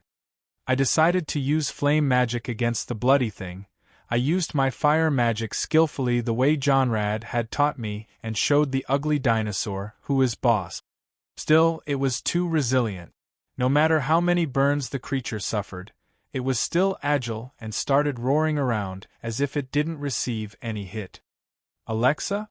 Is this thing going to last forever? Please cast scan." Okay. I cast scan and the system started analyzing the data on its own. "How is it?" Analysis complete. Displaying data. Race Kaguti. Estimated states. Level 28. HP 64/416. SP 21/264. MP 3636. Weakness, lightning. Seems good. It seemed to be vulnerable to lightning. Fine, that's my strong point. I looked around and evoked sparks, the channeling spell of beginners, and aimed at the water of the swamp the Kaguti was standing in. I didn't forget to float above the water, of course. Lightning and water is the worst combination for many reasons, and as soon as the spell struck, the Kaguti started shivering and its HP stating going down.